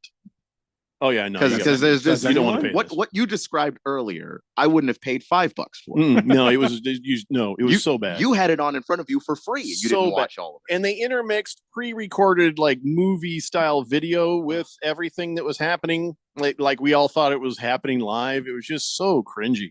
No matter what, though, no one's passing Team USA on the all-time medals list, no matter what. Between the summer and winter games, America has 2,975 medals. The Soviet Union is second place with 1,204. Then Germany, 1,058. So the point is, even if Russia wins 329 events, they still are not even close to us. But they're not the Soviet Union. Sure they are. They're the dirty Ruskies, the commies, the filthy So red. what you're saying is Russia has that number. They're just counting the time that they were the CCCP. Yeah. Okay. I think they get credit for that. Well, that's a good point. That's do they? disingenuous. It's a different country, basically. Like, does Yugoslavia have medals? Yeah, that's a good point. Because that's gone. You know what? Shut up, Ralph. America. That's what matters. So there you go. I've just educated you guys on a bunch of Olympic stuff. Do you feel smarter? No. Never. No. I no, mean, no, I not- understand. not- I understand the Paralympics now more, but other than that, Who packs their chutes? That's the thing I want to know. There are no chutes. There probably are the no guys chutes. with two arms. Yeah. That's short-sighted. Yeah, I feel, a little bit. you get two one-arm guys working together. That's That's the spirit of the Paralympics. That's like synchronized swimming, in the Paralympics. Sure, if they use their toes. They hold hands and yeah. Mr. Pink Eye says, what about the Special Olympics? Who can compete in the Special Olympics? People that are special. Special Olympians. Bruno Baller says, well, Thursday is the first sign of NFL football with the Hall of Fame game, and that'll be more interesting than any Olympic event to me. I agree. I'm not going to argue with you, Bruno. To see Caleb Williams. Not going to argue at all. Quiet Cannon says maybe air guns are used in some Olympic events. Skeet shooting, weapon of choice there is a 12-gauge shotgun. That's the real thing. Yeah, okay. I don't know. Seen some. I mean, it's a sport. Somebody shooting skeet. I mean, I've done it. I've done sporting clays. That's a sport. It's not a sport. Yeah, it kind of is. It's not a sport. Well, it's in a high skill sport. You ain't even breaking a sweat doing this. You are in Phoenix. You ever done skeet shooting here in Well, yeah, July? that's where I did it. You think sporting clays is more fun because it simulates like a rabbit running across that rolls across the desert. And you're like, Yeah. I'd rather shoot skeet and sporting clays than actual animals because it ain't so gross when you hit them. Baby Mullet says the markets will be open for Paralympic betting. Well, I mean, that's only fair. You feel a little guilty. You know what I'm saying? Why would you? Well, you're betting on some crippled dude. It's kind of like bum fights almost, isn't it? Bum fights. No, you you're feel like just- that's just wrong. Oh, I thought you didn't see disabilities. I don't. I look Yeah, away. no. Here's what happens, Keon. I don't see disabilities. I look away. I'm disgusted by them. That tracks. Wow. That tracks. Wow. Yeah. Everybody knows I'm kidding. Everybody knows this Do is this is mostly satire. Mostly. I just feel like we've only thinly disguised this in satire. If your satire is just I say the thing, and there's no way to. Do you really think I believe these things? I don't think you believe them. I believe you are joking. I just don't know if I qualify that as satire.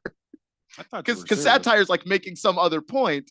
You're just hold on, you're Ralph. just saying the Satire. thing. I got to explain to him what satire. Oh my is. god! Because I thought you were serious. Now I'm kind of disturbed. No, I'll explain to you during the break. All right.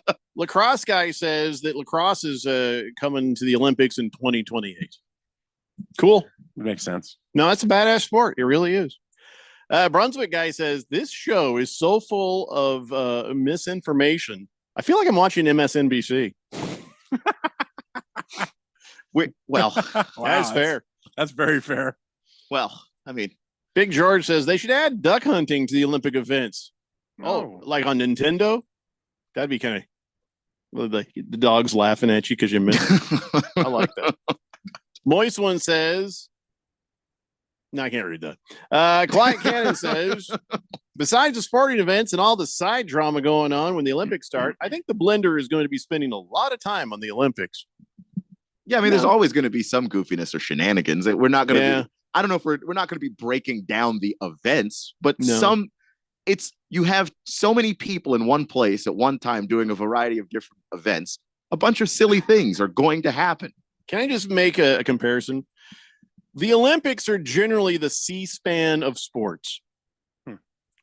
It's there in case you want it, but nobody's watching. I don't know that that's true. That's the way I feel about it. You just gave a number of the amount of people who plan on watching at least some part of it. You might check in to see if you put that number against any single day on C-SPAN, I guarantee you. I said C-SPAN of sports, meaning we like sports. We'll watch sports, but this we might kind of flip across, see it, stop for a second, and see. All right, is this senator going to make this pole vault? I mean, and then you go on to the next thing. You're not. I don't think a lot of people are going to watch. It's the stuff that you watch as you're going to bed at night. And you just got to have something on. You throw the Olympics on. Yes, that's true. That's what it is. The amount of money that NBC pays for the Olympics, they are not paying that because it's the C-SPAN of sports. Yeah, I don't know what they're thinking, to be honest. They're thinking that if so many people are watching, they can promote their entire fall lineup of shows. It's been working for them for decades. No. Number one Rattlers fan says, so do you think the video games or esports will eventually get into the Olympics? If breakdancing does, probably that stupid crap will too. But should it? Though. No. It's just, come on.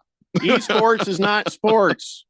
Sure it is. It's not. They give scholarships for that stuff now. It's dumb as hell. You know that? They give scholarships in college for esports. Okay. Just because... Yale, Harvard, is it? No, they're too stupid to play that game. Oh, I see. So no one's going to Yale on a Counter-Strike scholarship. Let me just explain something. I want you to understand. If you're somebody who can play Call of Duty that good and you can make money doing it or whatever other video games it is, and you can like I'm doing esports. Well, you're playing video games, but you're not playing sports. If you can make money doing that, you have lived the dream. Yeah. You have achieved something we all wish we could have done. You have literally defied your parents. Every parent was like, oh, put that video game down. What do you think? You're going to make a living with that? Yeah, Mom. Yeah. Could have made a living with that. There are people playing NBA 2K professionally right now. And it baffles me. Look what's happening to me. If you're one of those people, we salute you. We applaud you. But what you're doing is not sports. This is not sports. It's awesome. Good for you. Yeah. I feel the same way about, the people who've made a fantastic living for themselves skateboarding. It's fun. It's cool that you get to do something you love for money. Mm-hmm. Doesn't have to be a it doesn't have to be a sport. Lacrosse guy says, can you get Ralph a cough button, please? And Seahawks suck. Oh, you over there coughing, Ralph? You've been coughing? Yeah, he tried to get away from the mic, though. I did try. It wasn't crazy. Shut it. It's not like he coughed directly into the microphone. So what video game are you the best at? For you. Am I the best? For you. What is your game where you're like, man, I'm good at this? Nothing useful. Probably Mario Kart, man. Command and Conquer. At this point in my life, it's a lot of Mario Kart. I'm really lethal playing the old Command and Conquer video game. That was on a computer. How about you, Ralph? Anything? That's a good game. I haven't played video games in forever, but Pong. If I go back, actually, he was very good at Pong. See, I knew it. I was pretty killer at Asteroids. Oh yeah. I could just play for hours and hours on the same quarter. Yeah. Man, you're old. That's a tough one. Yeah, that's a tough one. Brunswick guy says, oh, StarCraft, Battlefield, 1942. Definitely should be added to the Olympics. I could actually win medals if that happened. Bruno Baller says, well, when I grew up, I played Frogger and Combat and Centipedes. Oh, Combat with the tanks. I just like all it was they made a static sound, the actual sound of the tank. There were no careers though in those games. Nope. True. Big Jake says MSNBC equals misinformation. What? Got that all wrong. He must watch the very station who recently paid $5 billion for literally misinformationing regarding a particular voting machine company. Guys, this is not the place to writing a political text. Yeah, we're not doing this. We're not doing this. I mean, you're not wrong. I but think we're not the news doing generally this. sucks, but maybe that's just me. I don't know. CNN stinks. That joke would have Fox landed stinks. just as well for me with Fox. So yeah, they're all bad. It's the same joke. I always thought, man, if I won like $1 billion lottery, I would start a completely unbiased news channel. That's what I would do. Completely unbiased. I'd buy the other ones and just shut them all down. Problem is, it was like, where would I hire anybody? Well, You I know don't. what I mean? I don't know if you can have unbiased news, but when it comes to like some of these networks, like they're not reporting the news. Like most news stations are just panels of people arguing about things. That's not reporting. They're opinion stations. Yeah, like that's not reporting the news at all. And CNN has their opinions, and Fox has their opinions, and that's what they sell. They don't sell the news. We haven't had news since we were kids. I watched BBC for actual I went to news. college for They don't do any journalism, and I political can honestly tell you, it's dead. Journalism's died. Glendale Mullet says, I look forward to Jeffrey O'Brien's rhythmic gymnastics chafing reports. Film at 11. There will not be film. Baker's Cocky Hen says, arguing about media, which is right when they are all owned by the same people. That's American politics in a nutshell right there. Well, that's true. And Big Jake says, local news is actual news. No, it's not. Not anymore. Let me explain to you. They all get scripts from somebody. There've been these things like on John Oliver or other things where they say, there's a story and it gets repeated all across the states with all the exact same stuff. Yeah, So a lot of local news stations are being bought up by news conglomerates who basically have their agendas that they're pushing down to the local level. Sinclair Media Group is one. There are a few others. There's no more news. Have you ever noticed how they all use the same words? I mean, come on. Exact same words. It's Yep. exact same phrases. They all got their it's a marching script. orders. Yeah. Exactly. Aiton's Army says best two computer games of my childhood were Command and Conquer, Red Alert 2, and Roller Coaster Tycoon. Oh my God. Roller Coaster Tycoon, I stayed up for 24 hours straight playing that and I didn't realize it. And I wasn't even that good at it. My park sucked. I liked the Zoo Tycoon when I was a kid because you could make yourself like this perfect zoo and then just start dropping gates when there are people inside. And then just the tigers are out there mauling people. And oh yeah, Whoa. Well, that was fun too. You don't want to see people getting shot in the Olympics, but you're mauling people with tigers? Yeah, because it's a video game, Ralph, and they're not So- real. Well, for some people, it is real. Okay, they don't have to play it. Come on. Did you watch no Tron? one was hurt in the video game Zoo Tycoon. You didn't Ralph. see Tron. Nondescript I says did see Tron. if video games are ever featured in the Olympics, should it only be track and field? Oh yeah, the Atari one. Yeah, I think you're right. I agree. Big Jake says, okay, more so than the national cable networks. Well, yeah, it's just because they do your weather, I guess. All right, listen, we got to take a break. When we come back, we have other assorted things. I think we've talked more than enough Olympics for 4 years, actually. It's a Daily Blender here on 1580, The Fanatic. I always do my best to prep for summer, but sometimes things just come up. And when they do, Kohl's and their great prices are always there for me. I just shopped their summer cyber sale and saved big on everything I was missing, like summer must-haves under $15, floor care essentials for 50% off, and kitchen appliances for 30% off. Plus, I earned Kohl's cash. So no matter what happens the rest of the summer, I'll be ready. Thanks to Kohl's. Select styles. Some exclusions apply. See store or Kohl's.com for details. Everybody's got a podcast these days. Comedy, politics, true crime, you name it. But how many actually teach you anything useful? Harman Solar has an entertaining podcast that is vital if you've been thinking about looking into solar, but you don't know where to start. Ralph and Ben explore the intricacies of utilities, equipment, processes, and more. Their primary objective is to educate and empower you to make informed decisions on your solar journey. So increase your knowledge, not your bills. Go check it out right now. It's the Harman Solar Podcast at harmansolar.com. Hi, welcome to Staples. Hi, my son's teacher emailed his back to school list. He needs crayons and a comp book for every subject. Okay, no problem. With Staples Hot Deals, you'll find super low prices on hundreds of items for back to school. Oh, now they're saying he needs folders and glue. You got it. And markers? Of course. Oh, geez. Can we get a card, please? Save big on back to school with Staples Hot Deals. Right now, 24-pack Crayola crayons and comp books are only 50 cents each at Staples. Ends 8/24, in-store only, limit 30. Celebrating 30 years of AmeriCorps looks like building lifetime change makers in Arizona communities. From serving children alongside First Things First to Executive Director of Prevent Child Abuse Arizona. From the Pinal County Sheriff's Office to the Governor's Office, serving with AmeriCorps today creates limitless potential for every new member to lead Arizona tomorrow. Where will AmeriCorps take you? Join the movement by signing up at serve.az.gov. This message is sponsored by the Governor's Office of Youth, Faith, and Family. AZ Preps 365, your source for all the news, info, highlights, and more. Athlete news and interviews. Talk with coaches. Keep you up to date with the changes, moves, upcoming events, and more. AZ Preps 365, Arizona's ultimate prep sports show. If you miss a minute, you miss a lot. AZ Preps 365, Saturday mornings 8 till 10 on 1580 and 99.3 The Fanatic. And always on at 1580thefanatic.com. Everybody's got a podcast these days. Comedy, politics, true crime, you name it. But how many actually teach you anything useful? Harman Solar has an entertaining podcast that is vital if you've been thinking about looking into solar, but you don't know where to start. Ralph and Ben explore the intricacies of utilities, equipment, processes, and more. Their primary objective is to educate and empower you to make informed decisions on your solar journey. So increase your knowledge, not your bills. Go check it out right now. It's the Harman Solar Podcast at harmansolar.com.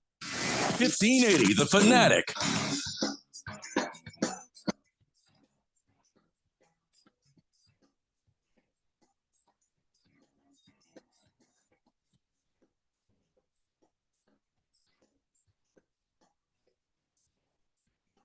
Wow. Dave Blender here on 1580 The Fanatic. Big Jake says, was I the only one who ran hurdles on the OG Nintendo footpad thing and shot ducks with a plastic gun? Oh, we loved 007 Golden Gun, Contra, Metroid, Sonic the Hedgehog. Taking it back old school to the good old early 90s. Oh, yeah, I played a lot of GoldenEye. That was always fun. GoldenEye was great. You set that laptop gun up in a doorway and just didn't murder everybody just forever. I used to camp in this little cove and just be like, my laptop gun is awesome. God damn it. Yeah, I heard you. It was fun. Ralph Has Crabs says, really pushing that Harman Solar podcast with 2 airings and 1 commercial break. All right. I'll give it a listen. I'll hear some Seahawks talk from Ralph. There's no Seahawks talk in the Harman Solar podcast at all. And actually, talking Harman Solar, if I can, we're actually we're doing a live town hall next month with Harman Solar. So we're actually going to have a solar town hall. It's going to be streamed on YouTube and a couple other platforms where we're going to answer live questions from people. So that'll be kind of cool. So you're going to go live. We're going to go live. And then people are going to jump in and ask you questions. Yes. You know, I might propose my giant disco ball solar panel thing. I was just in front of your bosses, so you can't shut me down. I can ignore it on the chat. Maybe I'll just take it to your competitor. How you like them apples? Please do. It would be incredibly helpful. Yes, I'm just trying to help here. Trying to help something. Baker's Coggy Hen says, Tiger Maulings? Keon, watch Tiger King? Oh, them Maulings are no joke. Neither are the mullets. When is David Spade starring in an Adam Sandler made Tiger King movie? I don't know if I would watch that. I have seen Tiger King. Tiger maulings are no joke. I wouldn't watch an actual tiger mauling an actual person. But in a video game, it's... I saw the video. What happened to Siegfried and 2/3 of Roy? That was bad. He got He got tore the hell up. I was just like, oh, that was uncomfortable. That tiger loved the taste of fake tan oil. I think that's what too much cocoa butter is what it was. Wow. Big George says, I knew it. The monsoon season reports on the news are scripted. Well, thanks, George. That wouldn't be scripted. Why would that? It's fine. So we haven't even had a chance to talk about the fact that Diamondbacks acquired AJ Puke in a trade with the Marlins. Puck. Is it Puck? Yeah. Oh, see, I wasn't sure. It was either Puke, but it's Puck. I thought it was Puke, Puck, or Puke. It's Puck. He's pretty good though. You got to admit that's pretty good trade right there. That was a pretty good move. You don't think? You should. No, you know what? Honestly, I think they needed some bullpen depth, and so that gives them somebody to go alongside some of the other guys. So they needed a lefty, and their farm system's deep enough that I feel like they didn't. And I don't know because you probably know better than me as far as their farm system's taking a hit. Yeah, it's taking a hit. Yeah, but I think they are deep enough that you're moving some prospects for a guy who can help you right now in a season where you think, let's try and run it back and see if we can get to a World Series again. Well, I mean, Sewald's your closer. You got Ginkel that's going to come from the right side, so you bring this guy over, Puck from the left side. They needed him, so from that perspective, it's actually a good trade for them. Their bullpen probably better than it's been in their history right now. So yeah, okay. I don't like compliments from Ralph. It confuses me about the Diamondbacks when he does that. I'm stating facts. So Puck. You say it's AJ Puck. Yes. There's no C though. It's just Puck. PUK. Okay. It's kind of bothering me a little bit. It is bothering me. If he plays good, it's Puck. Well, then call him Puke. If he doesn't play good, it's Puke. I'm sure he's gone through that his whole life. He would need the E to be Puke, wouldn't he? The E at the end of his name. Well, there's no C in there. Either way, it's Puck or Puke. It doesn't matter. just seems like Puck makes more sense than Puke without the E. But all right, yeah. I don't know. Dropping the soap says, I hope the Diamondbacks know what the puck they're doing. And Baker's Cocky Hen says, the Nintendo Olympic pad game, that was amazing. Triple jumping inches off the ground like you're Michael Jordan. Inches. Oh, look, random texter spotted one of your guys. This is driving down Bell Road, and I saw this truck. It says Harman Solar, as sure as the sun rises on the side. I see the picture of the guy, and he looks like the air conditioning's broke because his window's down, and he looks sweaty. So that's whoever. As long as he's not drinking, we're good. If he's got a beer and he has a cigarette, we're in trouble. I'll be honest. He looks like a guy who probably has a cozy with a beer and a cup holder, but can't see it from here. Can't see it from That's here. our owner. Okay. Okay. I'm kidding. Moist one says Puck is nasty. Well, you should know. Let's see. Fish Tank says there's no Seahawks talk on Ralph's radio show because it's all Rams and Rangers and other random teams that Ralph jumps on when his main teams are out. That's not true. We talk a lot of Arizona sports, and that's a little bit true. Not anymore. We don't. But as far as the Harman Solar podcast, it's not a sports show. So there isn't Seahawks talk there because there isn't sports talk on the Harman Solar podcast. None. On account of it's a podcast, and you're never going to guess this about solar. Yeah, it's shocking. He won't talk UFC on there either. It's all solar stuff on the Harman Solar thing. But the Weekend Warriors, I don't know. You might talk some UFC. I don't know. No, we haven't. Someday, maybe. No, I don't think so. Oh, things are changing. Well, I had a question. So that means you'll be useless with this. Jeez. Well, I mean, you won't know because you don't know anything about the UFC. Okay.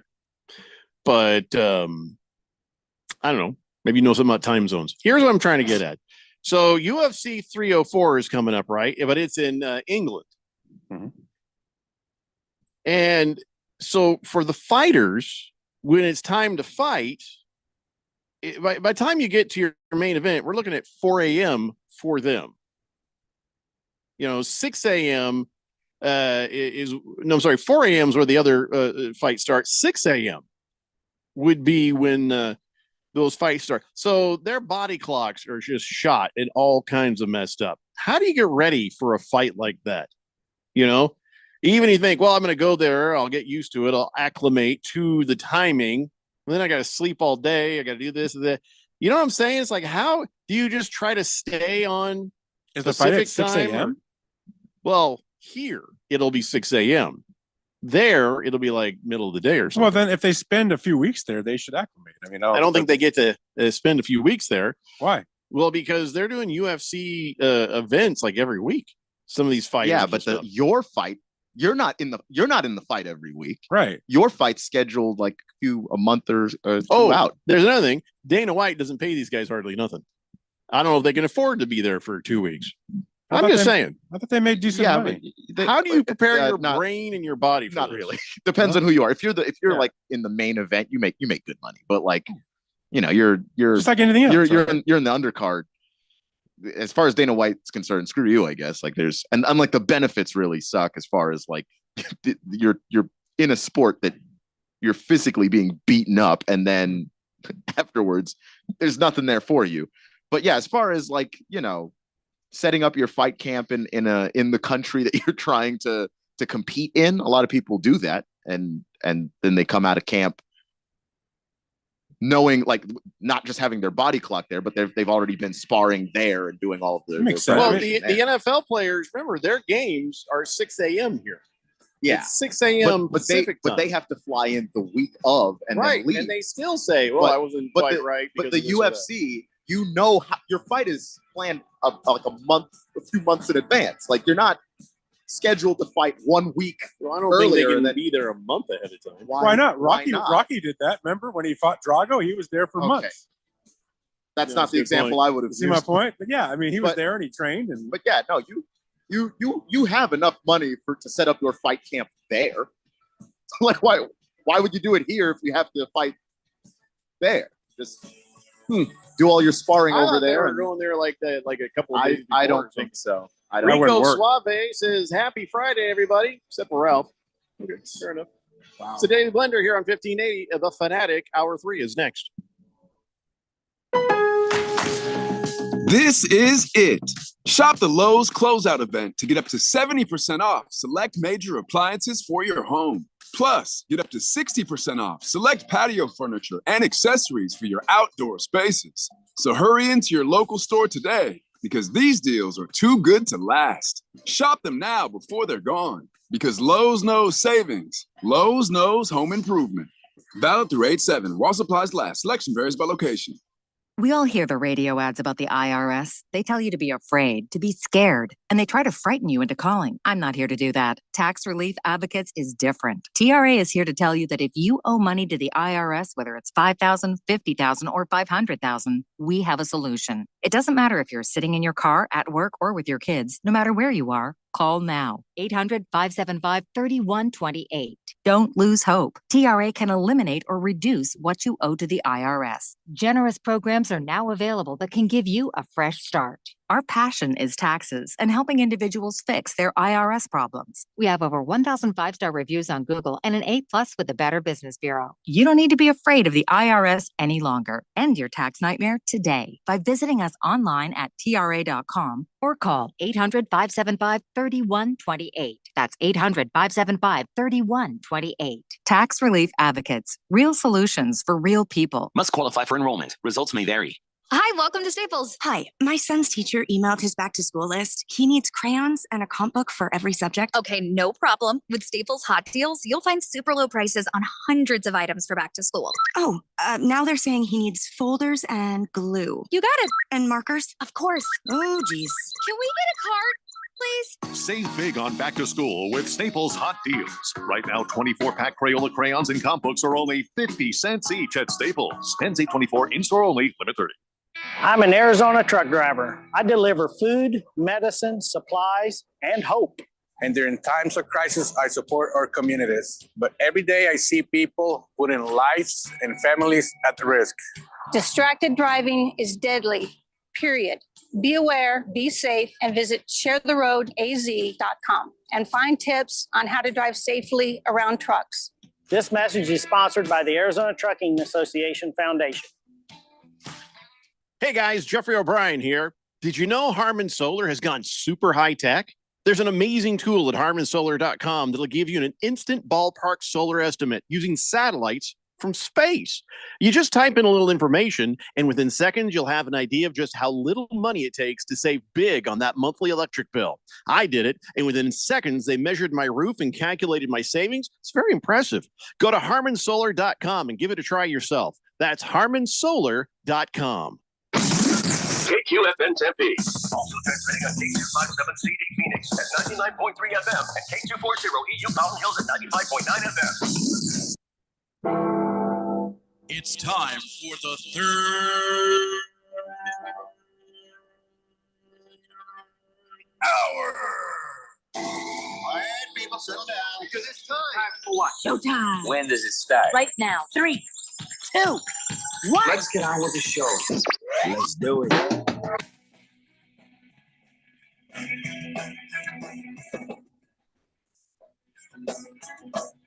All right, everybody, it's 5 o'clock here on the Daily Blender. And your good friend, radio pal, Jeffrey O'Brien, alongside not Randy White. He's off for the weekend. We got Ralph from Harmon Solar here. I got Keon Rose in the control room, and you guys are on the Fanatic text line, 888-368-1580, as we broadcast live in the Harmon Solar Studios in Scottsdale. I just sent over that photograph of the Harmon Solar worker in the truck that Random Texter sent. And Ralph, do you recognize the fella driving the truck? I do. Who's that? He's kind of special. That's all I'm going to say. His air conditioning ain't working. Look at that. His windows are down. Yeah. How can you have your windows down in this weather? He probably earned it. Yeah, I don't know. I do know him, though. Okay. And that look on his face is very typical. Okay. It's probably wondering, why is this weirdo taking a picture of me right now? Yeah, maybe. It's kind of freaky if you think about it. Fish Tank says, can you talk Suns on there? Seems to line up. Oh, on your Harmon Solar podcast, talk about we do talk about the sun. Not the sun, not the Suns. Oh, we're talking about the sun. Oh, the Connecticut Sun. Yes. Oh, yeah, the WNBA teams. Rico Suave said he was just joking when he said, except for you, Ralph, when he said Happy Friday. He wants you to also have a Happy Friday. I feel better now. Yeah, it's all you need. Rico Suave. All right, so listen, I just want you to know I found my spirit animal. Never thought I would, but I did. You can see it. Go to my Twitter page, Radio Pal 1580, and scroll down, and you'll see my my spirit animal. Do you know what I'm talking about? The bear. Did you see the video of the bear? I haven't seen it. No. So this wildlife camera in Vermont got footage of this sleepy black bear, just happened to be lying right there, right in front of their little camera there, right? And that's just like me in the middle of the night. That's all I'm going to say. The title is Bear Farts in the Woods. Yeah. The bear just lying there, right? And it just rips this long fart and then immediately falls asleep. I'm like, there is something very familiar about this. It just, oh my gosh. Never thought I thought I'd have to go on like a spirit walk, hang out with some Native Americans, have them shake a thing around me that was smoking and say, your spirit animal, bear. Like, thank you. Now I just already know. He's got your toes. No, that's true. I got to clip these. Random Texter says, I told the Harmon Solar truck driver that I was taking a picture of his truck and I was listening to Ralph on the radio. He knew who Ralph was on the radio. Everyone knows who I am. I wonder what he said next. Not necessarily good or bad, right? Right. That's what I'm saying. I wonder what he said next. Depends who you ask. Anyway, 888-368-1580. So I'm still a little bit bummed out that the inside the NBA is going to die of death. Even though TNT is saying, we're going to do it the American way. We're going to sue. We're suing to enforce the NBA broadcasting rights that we deserve. So here's what happened. If you don't know, the NBA was like, all right, who's going to pay us? And TNT is like, ooh, geez, we can't pay you that. And then Amazon and NBC and somebody else, they were like, hey, well, ESPN, we'll pay this much. But see, TNT had a first right of refusal. So the deal came and they said, okay, here you go, TNT, take a look. You have first right of refusal. And TNT says, well, we want part of this. not all of this, but we're claiming this, and we will pay you more for that. We want to do that. And NBA was like, what are you, high? No, we're not just, this isn't the menu at your favorite Chinese restaurant. This is not a la carte. Here's the deal. If you can do this deal or better, then yeah, you have first right of refusal. And they're like, well, no, we just want this part. And they're like, well, you're not serious. So they hung up the phone and announced that the ESPN and the Amazon and whoever else got to have the NBA and the TNT out in the cold. So now that's what the TNT is saying. They're like, hey, no, we interpret it the way we interpret it, and we're going to go to court over this. So nothing will happen from this. Nothing. This is silly. I just don't know what leverage they have in any of this. I mean, best of luck to them, I guess. But that just seems like the money you're going to have to pay for lawyers for this, you probably could have just put towards this. It'll come to that much money if you have any shot of thinking you might win. But here's what the TNT said. Given the NBA's unjustified rejection of our matching of a third-party offer, we've taken legal action to enforce our rights. We strongly believe this is not just our contractual right, but also in the best interest of fans who want to keep watching our industry-leading NBA content. With the choice and flexibility we offer them, blah, blah, blah, blah, blah, blah. Of course we do. Of course we'd love to see TNT keep it, but you're out of your mind if you think you have a legal leg to stand on. I'll take a little of this, but none of that. No, first right of refusal was the package that you had. Now has been bid on by somebody else, and the package you had is now this much money. You can't just say we're only taking part of it. So you just can't do that unless TNT is like, hey, no, there's some technicality in the wording that lets us say that. If the NBA did it that dumb, then yeah, TNT deserves to have it. Yeah, if you leave yourself that vulnerable, I just doubt that's the case. But I also $1 entity. Yeah, you get what you have coming. I just think that I refuse to read the document to find out exactly what that is. Because I'd rather watch breakdancing Olympics than have to read that over. I mean, look, if I wanted to go to sleep, that's a perfect way to do it. But I just listen to Ralph's podcast. Wow. Wow. Oh no. The award-winning podcast. He's got to ask himself, which one is Jeffrey talking about? Yeah, which one of my 3 podcasts? 3? Wait, what? No, I have 2.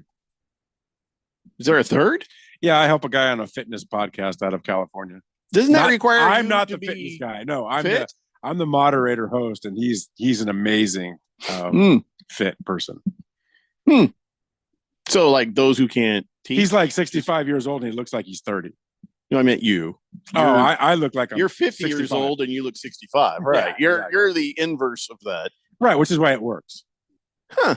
I ask him questions and basically say, so if I'd listen to you, I would say yes, you would. So if I listen to you is called that's the name of the show. So if I listen to you. No, it's not. It's Lionheart Fitness, but yeah. Baker's Cocky Hen says, pretty sure the meetings went down like this. Bezos and TNT CEO and ESPN CEO were all on the inside the NBA set, raced up to the monitor like Kenny and Chuck and Shaq, and then TNT sat there confused. It was very similar. It was very similar.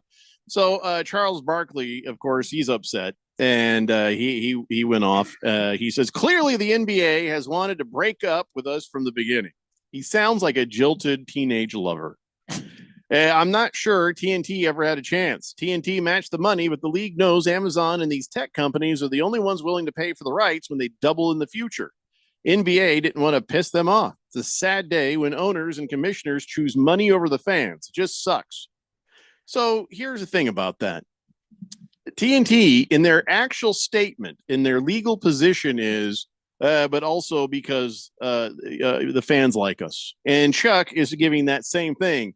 And it's true. We do prefer and like TNT, and we like you guys. But that is not a legal argument. This is a business. And the NBA does not owe you or anyone else anything. They should take your lower offer because you're swell. This is not the way this works, Charles. Just imagine a judge going, but he's such a nice guy. I love Charles Barkley. I really do.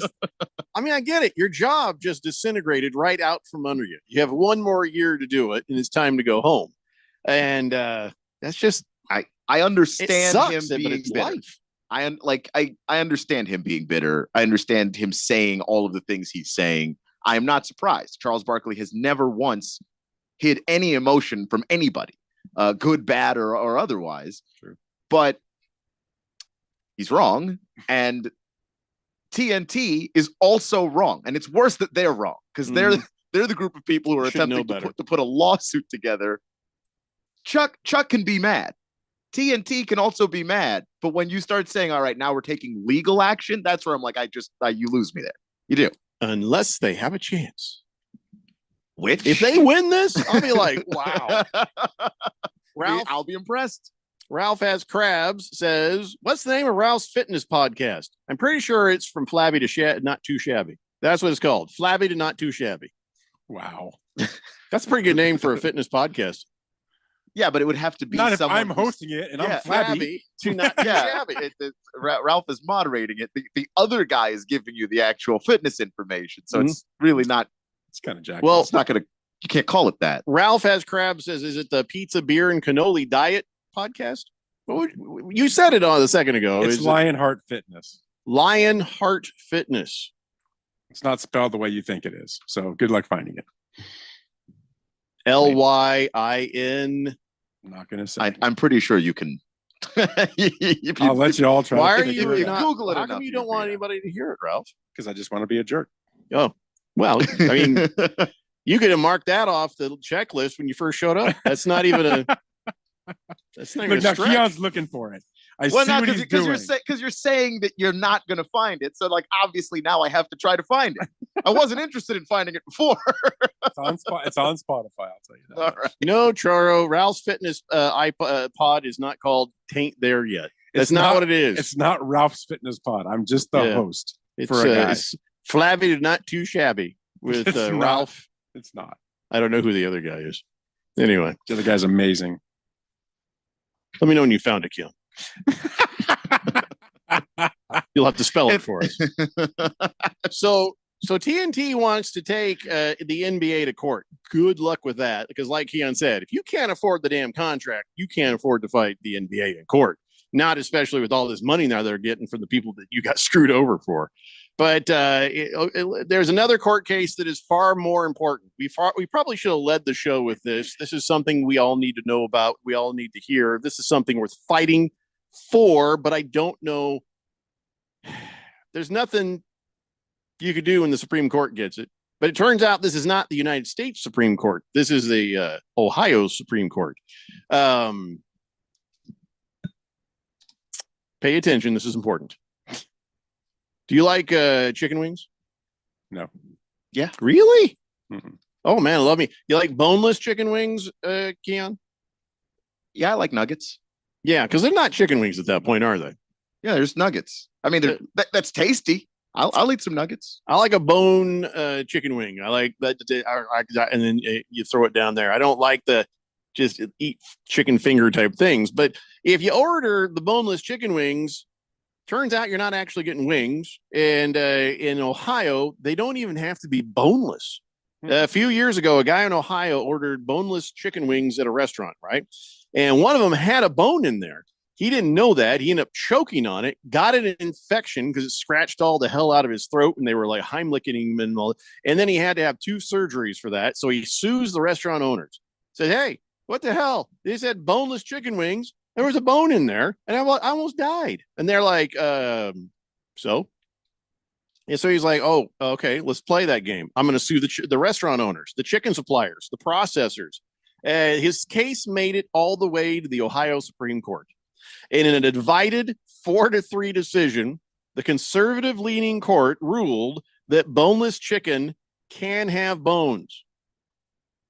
Wow. That makes no sense to me. Yeah. That's Ohio at work for more than anything. I'm not even blaming the conservative-leaning part of this, but the majority said... It's the Ohio part of that. Yeah, it's the Ohio part. It could have been a Democratic court. If it took place in Ohio, they're coming to a decision that makes no sense. Boneless chicken wings is a cooking style, not a guarantee.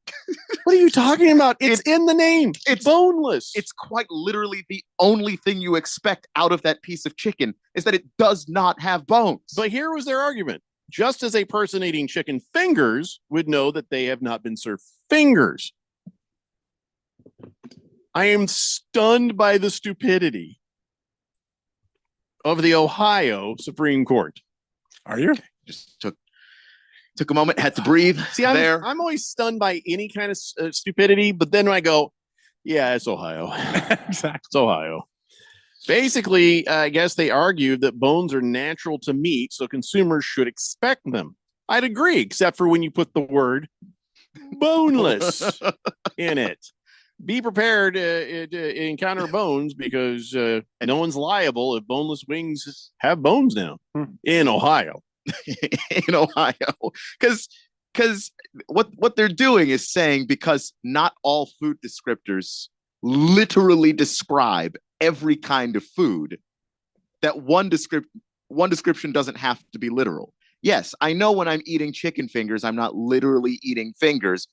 What it is describing is the shape of the chicken. Yeah, real fingers are crunchy. Believe me. So on account of the bones that boneless chicken shouldn't have.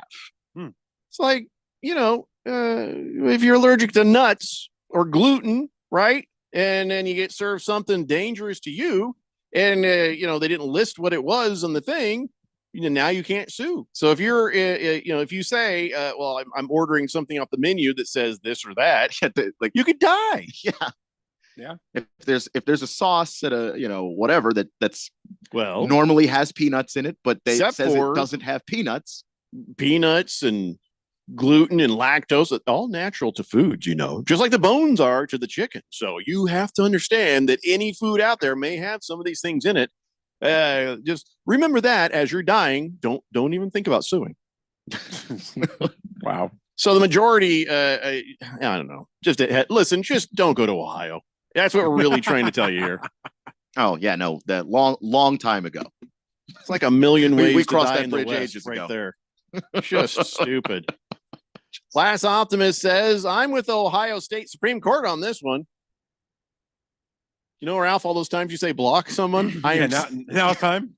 I'm hovering. I love Last Optimist, but I'm hovering his on hand that. instinctively went to the block button. His mind was on autopilot. He didn't even have a choice. It was just that is a blockable sentence. Yeah, I'm You've not going just to do it. texted to us. It won't happen. We should have a penalty. If you're in button. danger. Oh, that's Well, what we do. We just put them in the penalty box, but Well, I'm not going to blow the whistle on them. Let's hear them out. Okay. So long as they make a good faith effort to remove the bones, the business should be okay. I disagree. If you say it's boneless and there's a bone, I don't care about your effort. I care about your results. And the result is if I break my teeth on a bone in something that's supposed to be boneless, outside of Ohio, I'm taking your ass to court. He says, how fast do you have to be shoveling chicken down your gullet to completely miss that there's a bone in what you're eating? Well, this guy choked on it because he's just, and you chewed a little bit, swallowed. You're probably right. But if I break my teeth on a bone in there, is that right? Yeah. Or, you don't have to be, it doesn't have to be an entire piece of the chicken bone. If it's a small enough piece and you just chew for a little bit and swallow it, that's enough to choke on. Chokes on the back of your throat. Yeah. Like that's not, you don't have to be reckless for that to happen. It's not this person's fault that they expected something advertised as boneless to actually be the thing on the label. That's like, you just can't blame this guy for that. For once, the customer's actually correct. Let me just say, I got the libertarian leanings. I mean, I feel like you'd be able to do whatever you want. I won't bother you. You don't bother me. I don't like needless litigation and silliness, but I don't feel like this is a needless one. No. I don't feel like that's needless. If a boneless thing has a bone in it.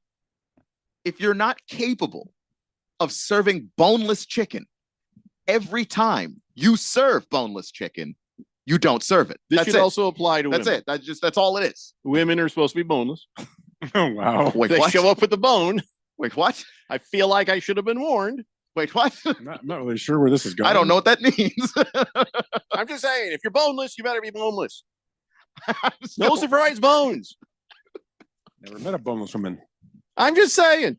Look, It's if that's It's fine just- if you've got the bone, but don't come across and tell me you're boneless. You know what I'm saying? it's just okay. Fine if you do. Hey, that's great. Just all I'm saying is I just want boneless. you can't. You don't advertise it. Don't say it. Don't put it on the menu. Don't put it on the sign. Don't put it on whatever. If you're not capable of doing it every time. Pippi No Stockings decided to out Ralph's fitness video or podcast thing. Says Keon, she's actually just giving it to you. Lions Heart Fitness is spelled LIONZHEART Fitness. This is why I've been talking, which I haven't been Googling. So I appreciate that. And she'll say, this is why you don't get married in Ohio. Yeah. That's it's legal to kill there. Thundar the San Barbarian says, I'm glad you finally agree with me that Ohio State's a great Satan, Jeffrey. I never disagreed with that. I think Florida and Ohio compete neck and neck for just dumph. He says, go Wolverines, go Spartans, Buckeyes, try suck eyes. Can't even get boneless rings right in that state. Yeah, okay. I'm not going to get in the way of you hating on Ohio. Just throw Missouri in there every now and then too, please. Hate that place. Rico Suave says, I get you, Jeffrey. I prefer women with no bones too. So blow up dolls. Don't judge. Last Optimist says, chickens have fingers. Have you not seen the chicken feet in the Chinese buffet? Oh, I've tried them. I'm not a fan. Yeah, that's if you order chicken fingers and they give you chicken feet, that's a different thing. You may like that. That may be your thing, but that's not what they're trying to sell you. Nobody wants chicken toes. So. Nobody. All right, listen. Let's take a break. Holy crap! This Lions Heart Fitness guy. He's got abs on his abs. I just clicked on the link and the thing came up. Why would you even be on camera with this guy? To show the difference, I guess. It's not like it's the photo negative before and after. And he's in his 60s. Go figure. Wow, that guy is ripped. All right, we got to take a break. When we come back, we got other sports type things to talk about. It's the Daily Blender here on 1580, The Fanatic. This is Brent Musburger's Action Update on 1580 and 99.3 The Fanatic. Get insights into the sports betting market with VSiN's betting splits. See where the money is and keep updated on how the market is reacting. Only at VSIN.com. Now, here are the latest lines from my guys in the desert.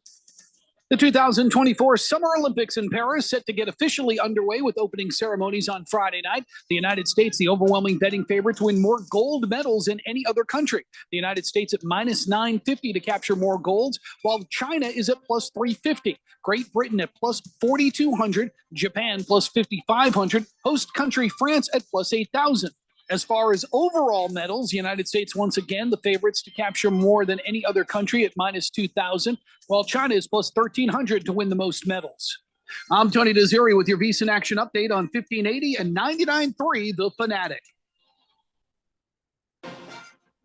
Westwood One Sports presents this special update on the 2024 Summer Games, sponsored by Kohl's. Heading back to school, head back to Kohl's and Kohl's.com for great style and great prices. A unique opening ceremony, boats in the River Seine, capped by an even more unique Olympic cauldron, a hot air balloon.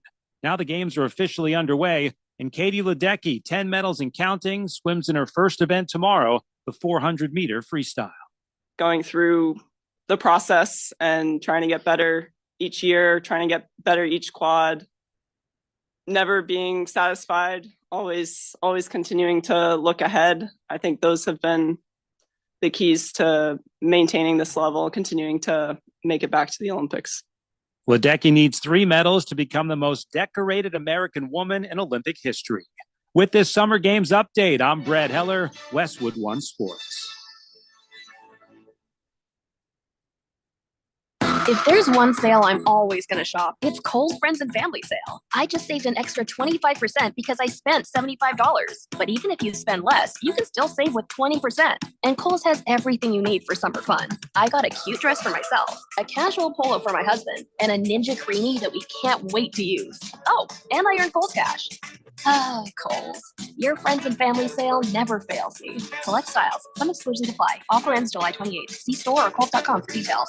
Hi, I'm April Rose, and we all know about the speed of sound. But have you ever thought about the sounds of speeding? If you drive over the speed limit, there are lots of sounds that you might hear. You could hear the sound of your vehicle crashing, the sound of first responders desperately trying to save you. You could even hear the sound of people crying at a funeral. Because if you drive over the speed limit, you could do damage that's beyond repair. One way or another, speeding catches up with you.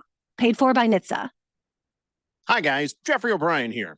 Have you ever gone to HarmonSolar.com? Well, you really need to, because everything you ever wanted to know about how solar power can save you big on your monthly electric bill is right there. It's online. Through your phone or through your computer, you can learn about tax credits, the equipment they use, look at how they do things for businesses as well as homeowners, see testimonials from happy customers, and I hear they got a pretty good podcast, too.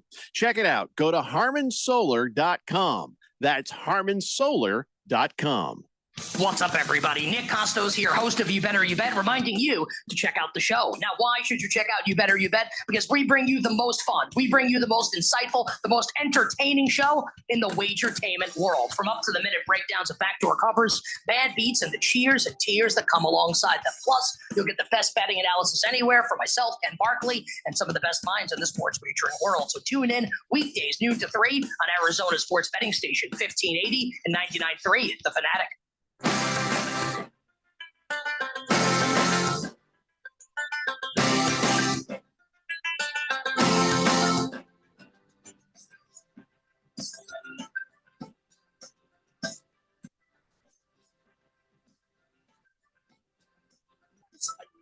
It's the Daily Blender here on 1580 The Fanatic. So, Keon, Dabo Sweeney is turning into a Dabo Weenie about this whole roster size thing. What's he all griping about there? He says it's a really sad thing to me. Oh, this new proposed roster size and the walk-on changes and all that. What's he upset about? I am not entirely certain. Like, it's just the way that college athletics are moving. Schools are offering more scholarships to try and help to offset the money that schools are going to have to now pay athletes. So with the increase in scholarships, they've decided with football to increase the roster sizes for those who want to use those scholarships for that. Dabo Swinney has been like this. Anytime something new comes to college football, not always good. Sometimes he's actually right. But every time there's something new, anything new, Dabo's going to complain about it. Wait, so did they increase the roster size to pay for the other things that you're saying? Not necessarily. So, okay, the new rule is going to reduce roster limits to 105 players and mitigate the impact of walk-ons. That's what I'm reading here. But also they are talking about the scholarship limits changing. The limit for the FBS programs is 85, but programs are allowed to carry up to 120 players, including walk-ons. That's the current thing. So under the new thing, 105 players on the roster, and yeah, I don't know. I look, and what's Dabo, the big deal? I mean, geez, yeah, look, NFL has 53, 52. Yeah, but it is different in college because you are talking about people who are younger. You know, you offer somebody a scholarship or you have them on your program. Like if they're a freshman, they may not be ready to play yet. So, you know, there's a good chunk of your roster you're not actually planning on using every single year, but they do need to be there because they're in school already, and like being there on game days and learning how to prepare and learning what their responsibilities are by having the upperclassmen. Like, I understand you don't want this exactly like the NFL. A 53-man roster in college would be insane. It's good to have those other players. They pay for the program by paying the tuition. Do you know what I mean? Yeah. The non-scholarship. Like baseball, college baseball, they have scout teams and developmental teams, and those guys pay their tuition, help pay for the program. They're never going to play on the main team. Baker's Cocky says no more walk-ons allowed, so everyone will be scholarshiped, and Dabo doesn't want to give scholarships to guys he wants to use for practice. Everyone has to get scholarships. Yeah, like that's what the deal is. Yeah, it's like and the thing is, like, Dabo likes that because, you know, some of his best players over time have been walk-ons. So Hunter Renfrow, you know, is probably the most notable walk-on that he's ever had, and to have a guy that you don't have to use a scholarship on that turns out to be that good, It's good for coaches from the coaching perspective, but from the player perspective, you don't really have a ton of protection. So everyone has to have a scholarship now. Essentially, that's where they some kind of dollar amount. Yeah, that's where they want this to go, because like they're just guys that are not protected in any way, and then you break your leg playing for the football team. Guess what? You're done. You're just done. Interesting. So here's what he was saying. When you got all those guys on scholarship, you think you got transfers now. Wait till that number gets there. It's going to be a lot. He says there's teams that would have had to forfeit their bowl games last season if the proposed rule had been in effect last season, because they wouldn't have had enough players. Yeah, well, that was before the rules. But when they change the stuff, then everybody's going to act accordingly. I mean, I'm still not understanding his major hangup. Not being able to have walk-ons, that just seems wrong. You know, if you got a walk-on who's really good, like let him walk on. And that's the thing, is that person can ultimately be offered a scholarship. So there's no reason. But he just lost his tackling dummies. Yeah. In a sense. Like it's essentially your quote unquote practice squad, but you don't have to. Now you got to pay for them if you want them. Yeah. I get where he's frustrated. I understand. I understand the frustration there as well. He's trying to make it sound like it's screwing with the actual people on the team, but this is not. That's the thing that I never really like about Dabo's complaints, is that a lot of the complaints are legitimate because they do make his life harder. Yeah. But he always tries to frame it as, this is hurting the player. No, it's not. It isn't. It's actually helping the player. Yeah, you have to pay the people you want on the team. Yeah. So I don't know. I've never liked how Dabo's gone about discussing these things. Even when he's correct, he just doesn't. I don't think he brings it up the right way. I missed a quality dig on an Ohio school about 10 minutes ago. So forgive me, but I'm going to catch you up on that. Boogie says, how do you get a Buckeye grad off your porch? You pay him for your pizza. Wow. Wow. That's funny. Not bad. So, hey, you know that one of them kids one of them idiots that were shooting up the Chiefs Super Bowl parade thing? Killed a lady. Killed this DJ, remember? Yeah. I forgot about that. So, a couple people started shooting at each other, and a host of a local radio program got shot, and like 25 people were wounded. 69 others sustained injuries, broken bones, dislocated joints. It wasn't just getting shot, because everybody stampedes and it's a mess. And so this kid, he got sentenced to a state facility for youths. Well, if he's a minor, that would be. Well, he's 15, but you got no choice. See, I kind of hate when it shouldn't be, all right, state for youths, and once you're 18, you're free to go. But he killed somebody. Yeah, see, I don't know who killed who. I don't know whose bullet killed who. If he killed somebody, you could try him as an adult. Maybe he didn't kill somebody. But the judge was like, he says, you made some bad choices, but that doesn't make you a bad person, doesn't make you a bad kid. So this lady decided just to, let him just go to youth detention place. With all due respect, that makes you an insanely bad kid. Yes. But there's a chance to redeem you as a person because you are so young. Like, that's the logic I would think that you follow there. You are right now not good. Like, that's an awful thing that you did. If his bullets did any of the killing, no, I'm sorry. I disagree with this 1,000,000%. Agreed. Yeah.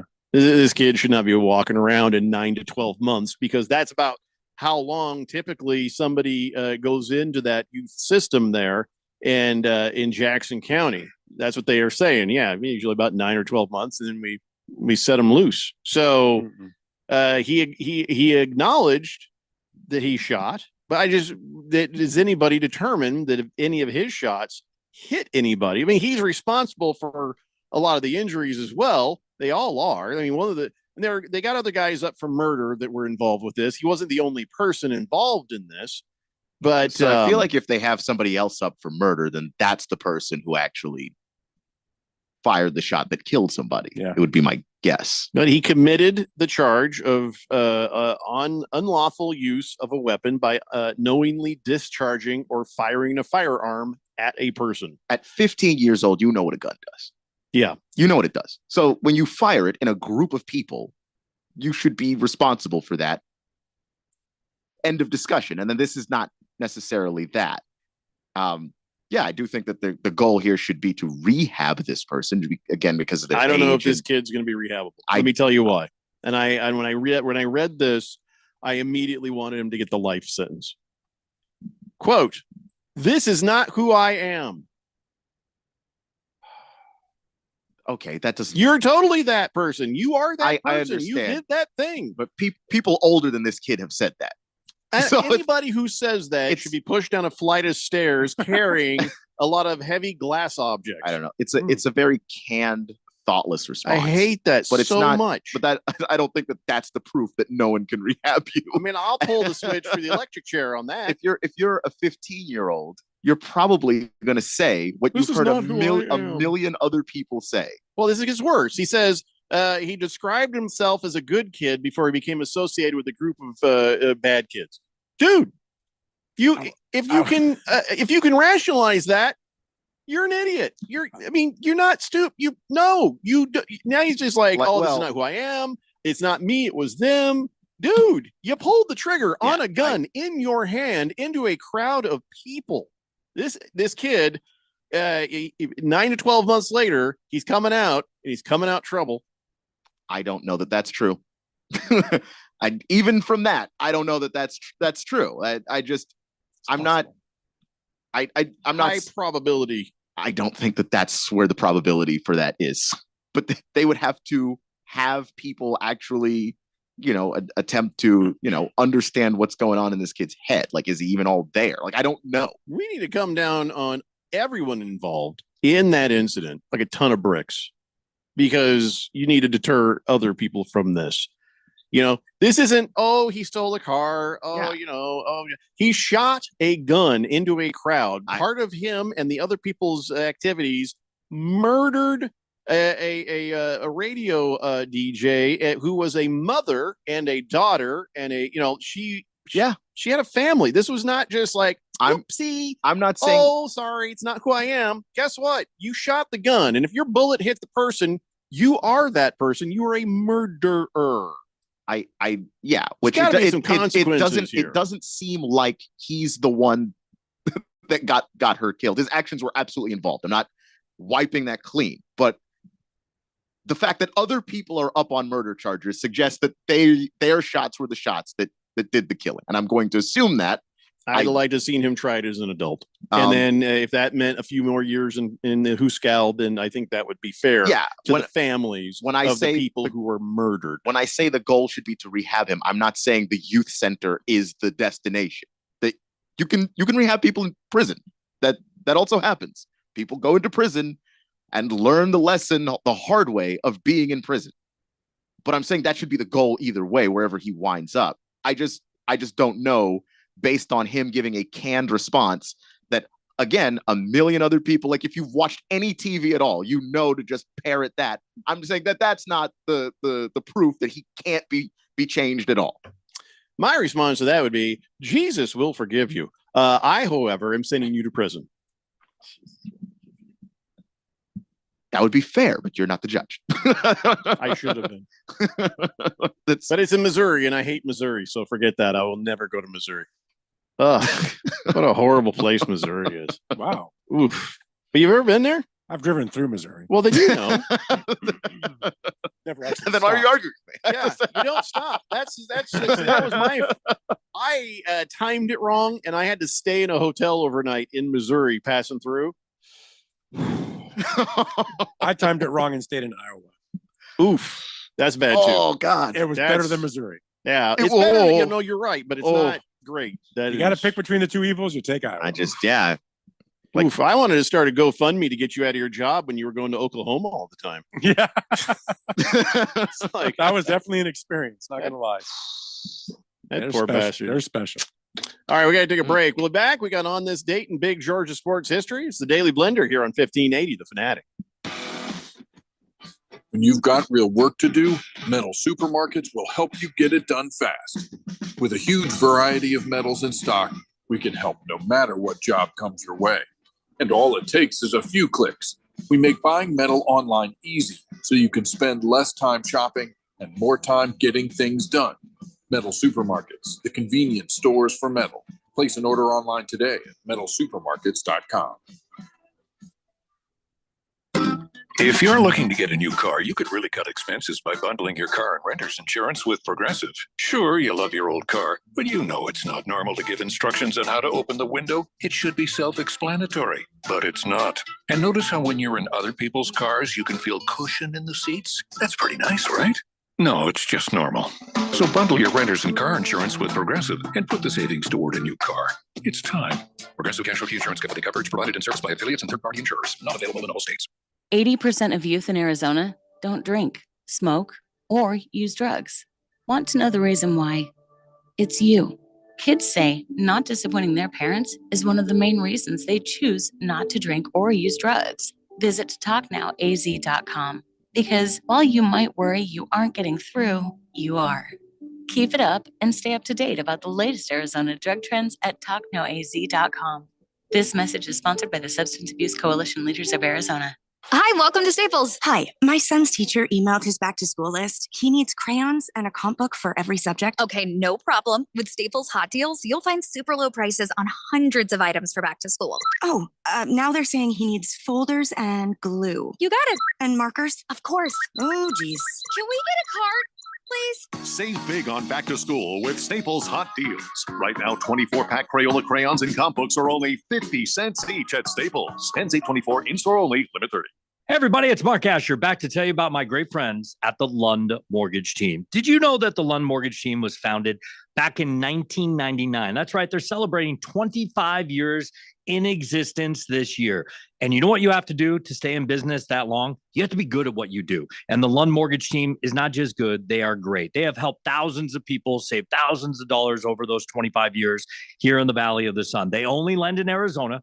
And they're mortgage brokers, which means they can shop your rate around. They're not tied to just one set of rates. Mortgage rates can get crazy. They can get high. They can get low. There's good times to strike and there's times to stay on the sideline. Let the Lund Mortgage Team be your coach, be your team leader when it comes to these huge decisions. Call 623-875-9940. That's 623-875-9940, or you can always check them out at lundmortgage.com. Great website with all the tools you need. Call them today. They're my great friends, and you'll love them. It's the Lund Mortgage Team.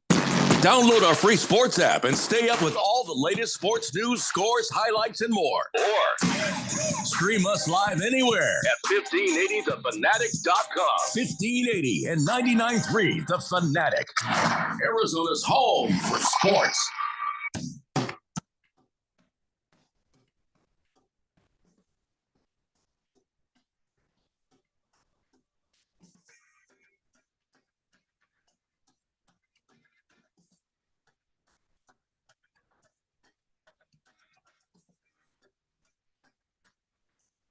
Dave Blender here on 1580 The Fanatic.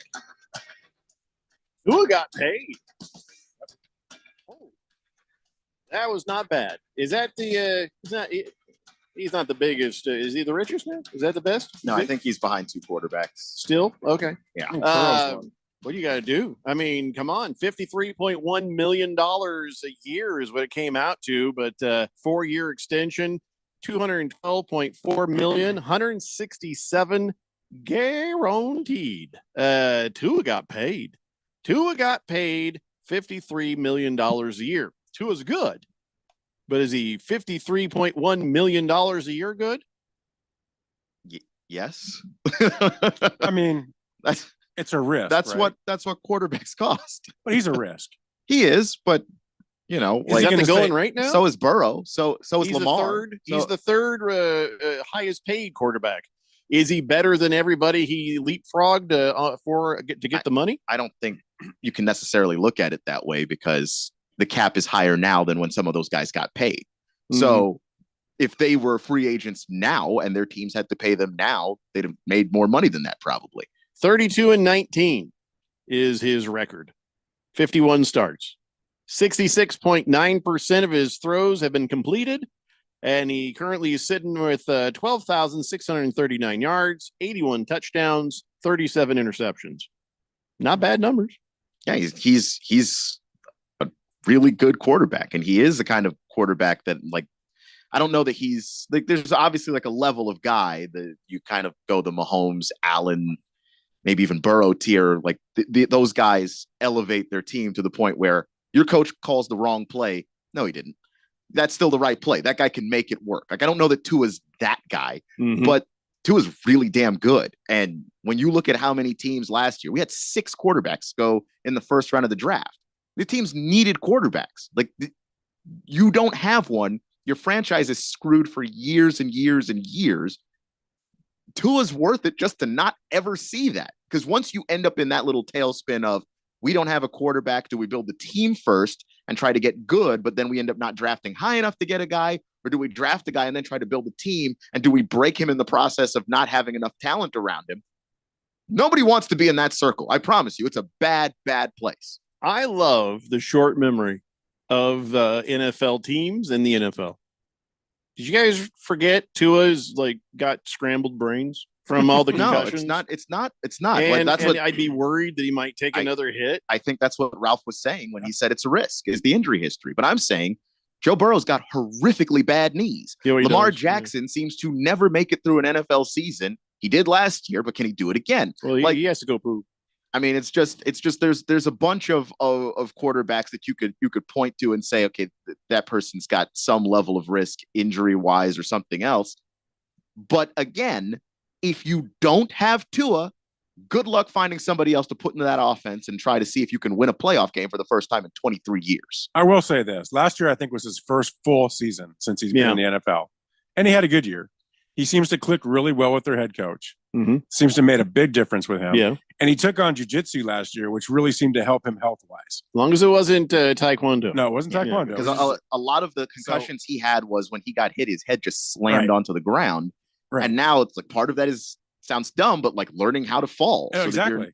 So that you're not getting concussed. It makes a difference, right? So as easily. Yeah. He's worked and done the things to get to this point. And if he stays healthy now, which he has a good shot at doing, he's not going to run. He's not a running threat. He's a guy that's just going to pass. Right. I mean, so his biggest issue is when the play breaks down. I was looking at it earlier. When play breaks down, he's pretty bad. He goes from 3rd passer rating to 16th in the league. So he needs to be the guy in the pocket, making things happen, and hopefully the play doesn't break down. And if he can keep his head on straight, I mean, you're right. What else are they going to go get? So, what's your replacement? Gardner Minshew? I mean, what is more true? What is more true though with Tua? Has Tua evolved and became this quarterback, or did the team catch up with Tua? You see what I'm saying? No, because the Miami Dolphins look like a pretty damn good team at the moment. Yeah, but how many coordinators did they go through and coaches did he go through until he finally got the staff last year, and it seemed to all click for him last year? Yeah, and part of that is like they also went out and got talent to put around him and to take advantage of his skill set, and a coach who's willing to go. There are lots of things Tua can't do. Tua doesn't have like a Justin Herbert arm. But Tua's deathly accurate, and as far as his ability to process a play, what Ralph said is true. He's not great when the play breaks down, but he's so decisive with the football. He makes such quick decisions, and he takes care of the football. He doesn't put it in harm's way. The play doesn't break down that often for him. Right. That's him. That's what he brings to the table and to that offense. So is this team a force to be reckoned with, or are they still a team that's got holes in it? I think that they showed what they were last year. I think they were a force to be reckoned with. They unfortunately, as a team from Miami, had to go into the coldest playoff game ever. That's unfortunately for them, they just didn't have the home field advantage when they really needed it. A little bit at the end of the year, they struggled. They did. They kind of did limp into the playoffs a little, but that was a team that could have made a run, and then they were in the worst position for specifically them to even have a chance. They have to find consistency this year. If they can find consistency, they're a playoff team, and they might actually break that 23-year streak and win a playoff game. That'd be nice. But they have a shot at doing that this year. It's funny. This came up on our show last week, and then Mr. AZ Sports hates Tua. And I said, I would take Tua over Kyler any day of the week. And he said, absolutely not. I would. I think, wait. He's a left-hander, right? Yeah. No, I wouldn't take him. Because he's a lefty? Because he's a lefty? Why does that matter? He's the one quarterback throwing to all the other guys out there. I make jokes like that every now and then to piss off my wife because she's left. Okay. She just comes I just charging throw one into of the those room. in there. What do you mean? But I think I'd take Tua over Kyler. I would. Yeah, I would. I just think with what Tua does operating out of the pocket, it's just a. Of course, Mr. AZ Sports is going to disagree. By the way, Well, like he hates doesn't Tua. matter. It's for He his almost team. lost his mind when I said, "Oh my god!" Lacrosse guy says Tua is kind of like Kryler, only with more concussion. There is a similarity. There but is there isn't. no similarity. No, Their I game disagree. I isn't the disagree. same. Totally different game. Just about nothing about them is the same. What similarity could they possibly have? They're not the same height. They don't play Hey. the game the same way. They're quarterbacks. All right, he's not a runner. congratulations. He's In not that- a runner. In that way, he has something in common with Aaron Rodgers too. What are we doing at that point? He's a pocket guy. He's accurate from the pocket. Well, Kyler's let's not talk about comparing them as the same person. Let's talk about comparing them as just straight up as far as quarterbacks go. I don't know why Mr. AZ Sports would be mad at someone preferring Tua over Kyler. Wait a second. I have not met Mr. AZ Sports in person. Good for you. Is he about this tall? No, he's Is a he taller. short? He's- so he's he's tall. He's Yeah. like 6'3". Oh, really? He's pretty tall. Oh, okay. Then I thought maybe he was just like. He's just not very smart, but he's really tall. Oh, okay. He's just dumb. Got it. Oh And god, he's hanging out with Neil, and that's not helping him any. Yeah, that's probably. damn! just a couple of guys that work with you that have no ability to defend themselves while you just take various shots at them. That's why I come Well, on the the problem show. is, Ralph, at the studio, if Ralph walks out of the room, if he's gone for too long, he comes back in and Neil is sticking his tongue in a light socket and Mr. AZ Sports is like halfway out the window for no apparent reason, just hanging there. I mean, how much? Before every show, I play that clip from the draft show where Jeffrey asked Neil that question and just nothing. Just deer in And the I headlights. added cricket sounds to it, and we play it before every show. If that was supposed to help them, it doesn't sound like it's working. It just puts them in their place. Look at what the Falcons are paying Kirk Cousins coming off of an Achilles tear. This is what you have to do to have a quarterback in this league, man. Yeah, I agree.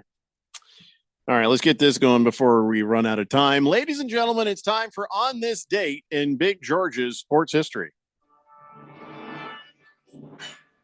Back to the year 1879 at Star Park in Syracuse, New York, Harry McCormick, the Syracuse starting pitcher, hit a first-inning home run to beat the Boston Red Stockings 1-0. The home run marks the only occurrence in Major League Baseball history that a pitcher recorded a 1-0 shutout victory where the pitcher's own home run was the game's lone run. Back to me, Jeffrey. That's pretty cool. I'm surprised that's the only time that's ever happened. I'm actually kind of surprised at that, but okay. 1879. Crazy. That's a lot of baseball for that to be the only time that's ever happened. Yeah, it's a good one. Huh. All right. Thanks, George. 888-368-1580. Lacrosse guy says that Tua and Kyler, both top 15, maybe 20 quarterbacks. Well, two is a top 10. Yeah. and Kyler, you could probably make an argument for Kyler. Yeah, Kyler's in the top 15. Two is like tier 2. Yeah. That's like Kyler's tier 3. Okay. That's generous. I think that's, I mean, it is generous. I could put him at 4, but I would give him 3. I don't think so. When a guy gets injured and then he comes back and his team is a top 10 offense, like that's what Kyler did. That's not generous. Kyler's a solid quarterback. Yeah. I think, again, you with the same thing with Tua, where you're like, how Ralph was saying it, how many coordinators did they go through? You have to acknowledge what Tua can and can't do and build an offense around his abilities. I'm not a believer in Kyler Murray. I look at work ethic and leadership, and I see that in Tua. I don't see that in Kyler. Mm-hmm. That's my problem. Yeah, which is why I would also take Tua above Kyler, but I don't think to say that Kyler is a tier 3 quarterback is generous. Like there are not 15 quarterbacks. Look at the end result. I mean, I know what you're saying. Oh, Yeah. when he got healthy and he does this, he does that. There's a lot of other circumstances that surrounded those successful runs. It wasn't just Kyler. It wasn't just Kyler, but you've got to acknowledge that his ability to run, his ability to make plays with his legs and extend plays. See me at the end of his career. Okay, maybe. When his legs are gone? Yeah, look, I'm not saying he's a Super Bowl champion. I'm just saying Can the guy play football? Can you build a good football team around Kyler Murray? Yeah, you in can. spurts against weaker opponents. But here's the deal with Kyler Murray. I wouldn't be mad if I saw him in tier 4. I'm okay with him being in tier 3 as long as they're Wait. pushed What do into the back of you 3. mean tier 4? Who is a You tier 4? can't see our tiers. You don't know what is in our tiers. Who would you say is a tier 4 quarterback? A tier 4 quarterback? Yeah, a 4th tier guy. Don't judge my tiers. Gardner Minshew. There's no way Kyler Murray and Gardner Minshew are the same kind of quarterback. You are out of Gardner your is a gourd. tier 5. He might Come even on. be a tier You're- 5. You're out of your Gardner's tier 5. gourd. Okay, I'm going to give you Gardner's tier 5. Okay, I'm willing to bet there's almost nobody you'd listed as a tier 4 I that have makes sense to put on the same level with Kyler. I'm trying to think about who That- would be a that- tier 4. There are 32 starting Cousins. quarterback positions in the league. Kirk Cousins is a tier 3. Yeah, Kirk is not a tier 4 guy. Geno Smith's a tier 3. That's it. Or No, he's a tier 3. No, He's a high tier 3. Geno's a 4, and I take Kyler before I took Geno. Oh, hell no. Yeah. Oh, no, I would. Yeah. Oh, no. I Oh, hell would. no. I absolutely would. If I'm just No. looking to win some games, I don't want him as a starter. If this was forever. midget Tecmo Bowl, maybe, but no, not in real football. Yeah, in real actual football. Yeah. No, you're basing that on his leg. You take his legs away, you take his running game Well, away. He's got nothing. Why would I take? That's part of Kyler. No, That's his whole game. that's not his whole game. That's a big. I've always That's a said big he part should of his take his game. legs away and put on them boingy fake legs, and he That's could be a little just- taller that's and be able to really he'd be how a that- better that's not runner, going- like the Oscar that's really Pistorius is. not going to work. The He's- change of direction's a real suddenly big part he's of that. No. 6'3". Oh boy. Boingy. That's not the only thing that matters here. I mean, That's I really- would take. I probably would take all 6 top picks quarterback this year over Kyler. No, I'm not taking Even Bo Nix. I'm not taking Bo Nix over him. I'm not taking I Michael think Penix over him. Bo I'm not- Nix will be the surprise of the league. You watch. I might give you 4 out of those 6, maybe. You 3 look out of at those 6. Bo Nix. Bo Nix average depth of target had him at like 120th in college football. He wasn't throwing the ball downfield. This Listen, wasn't happening. It was all Keon, screen passes. If you want to yell at Ralph, you just pick this up again tomorrow morning. He's got my you number. you guys' shows are right next to each other. At 10 a.m. it's the Weekend Warriors Right. with Ralph, Nathan, and Neil. And then after that, it's without interruption, Keon Rose. So you guys can fight in between the shows. If Dynamic you want. 2 hours. we're just out of time. We're just out of time for this. Ladies and gentlemen, have a great weekend. And we'll be back in your radios again on Monday at 3 p.m. It's the Daily Blender here on 1580 The Fanatic.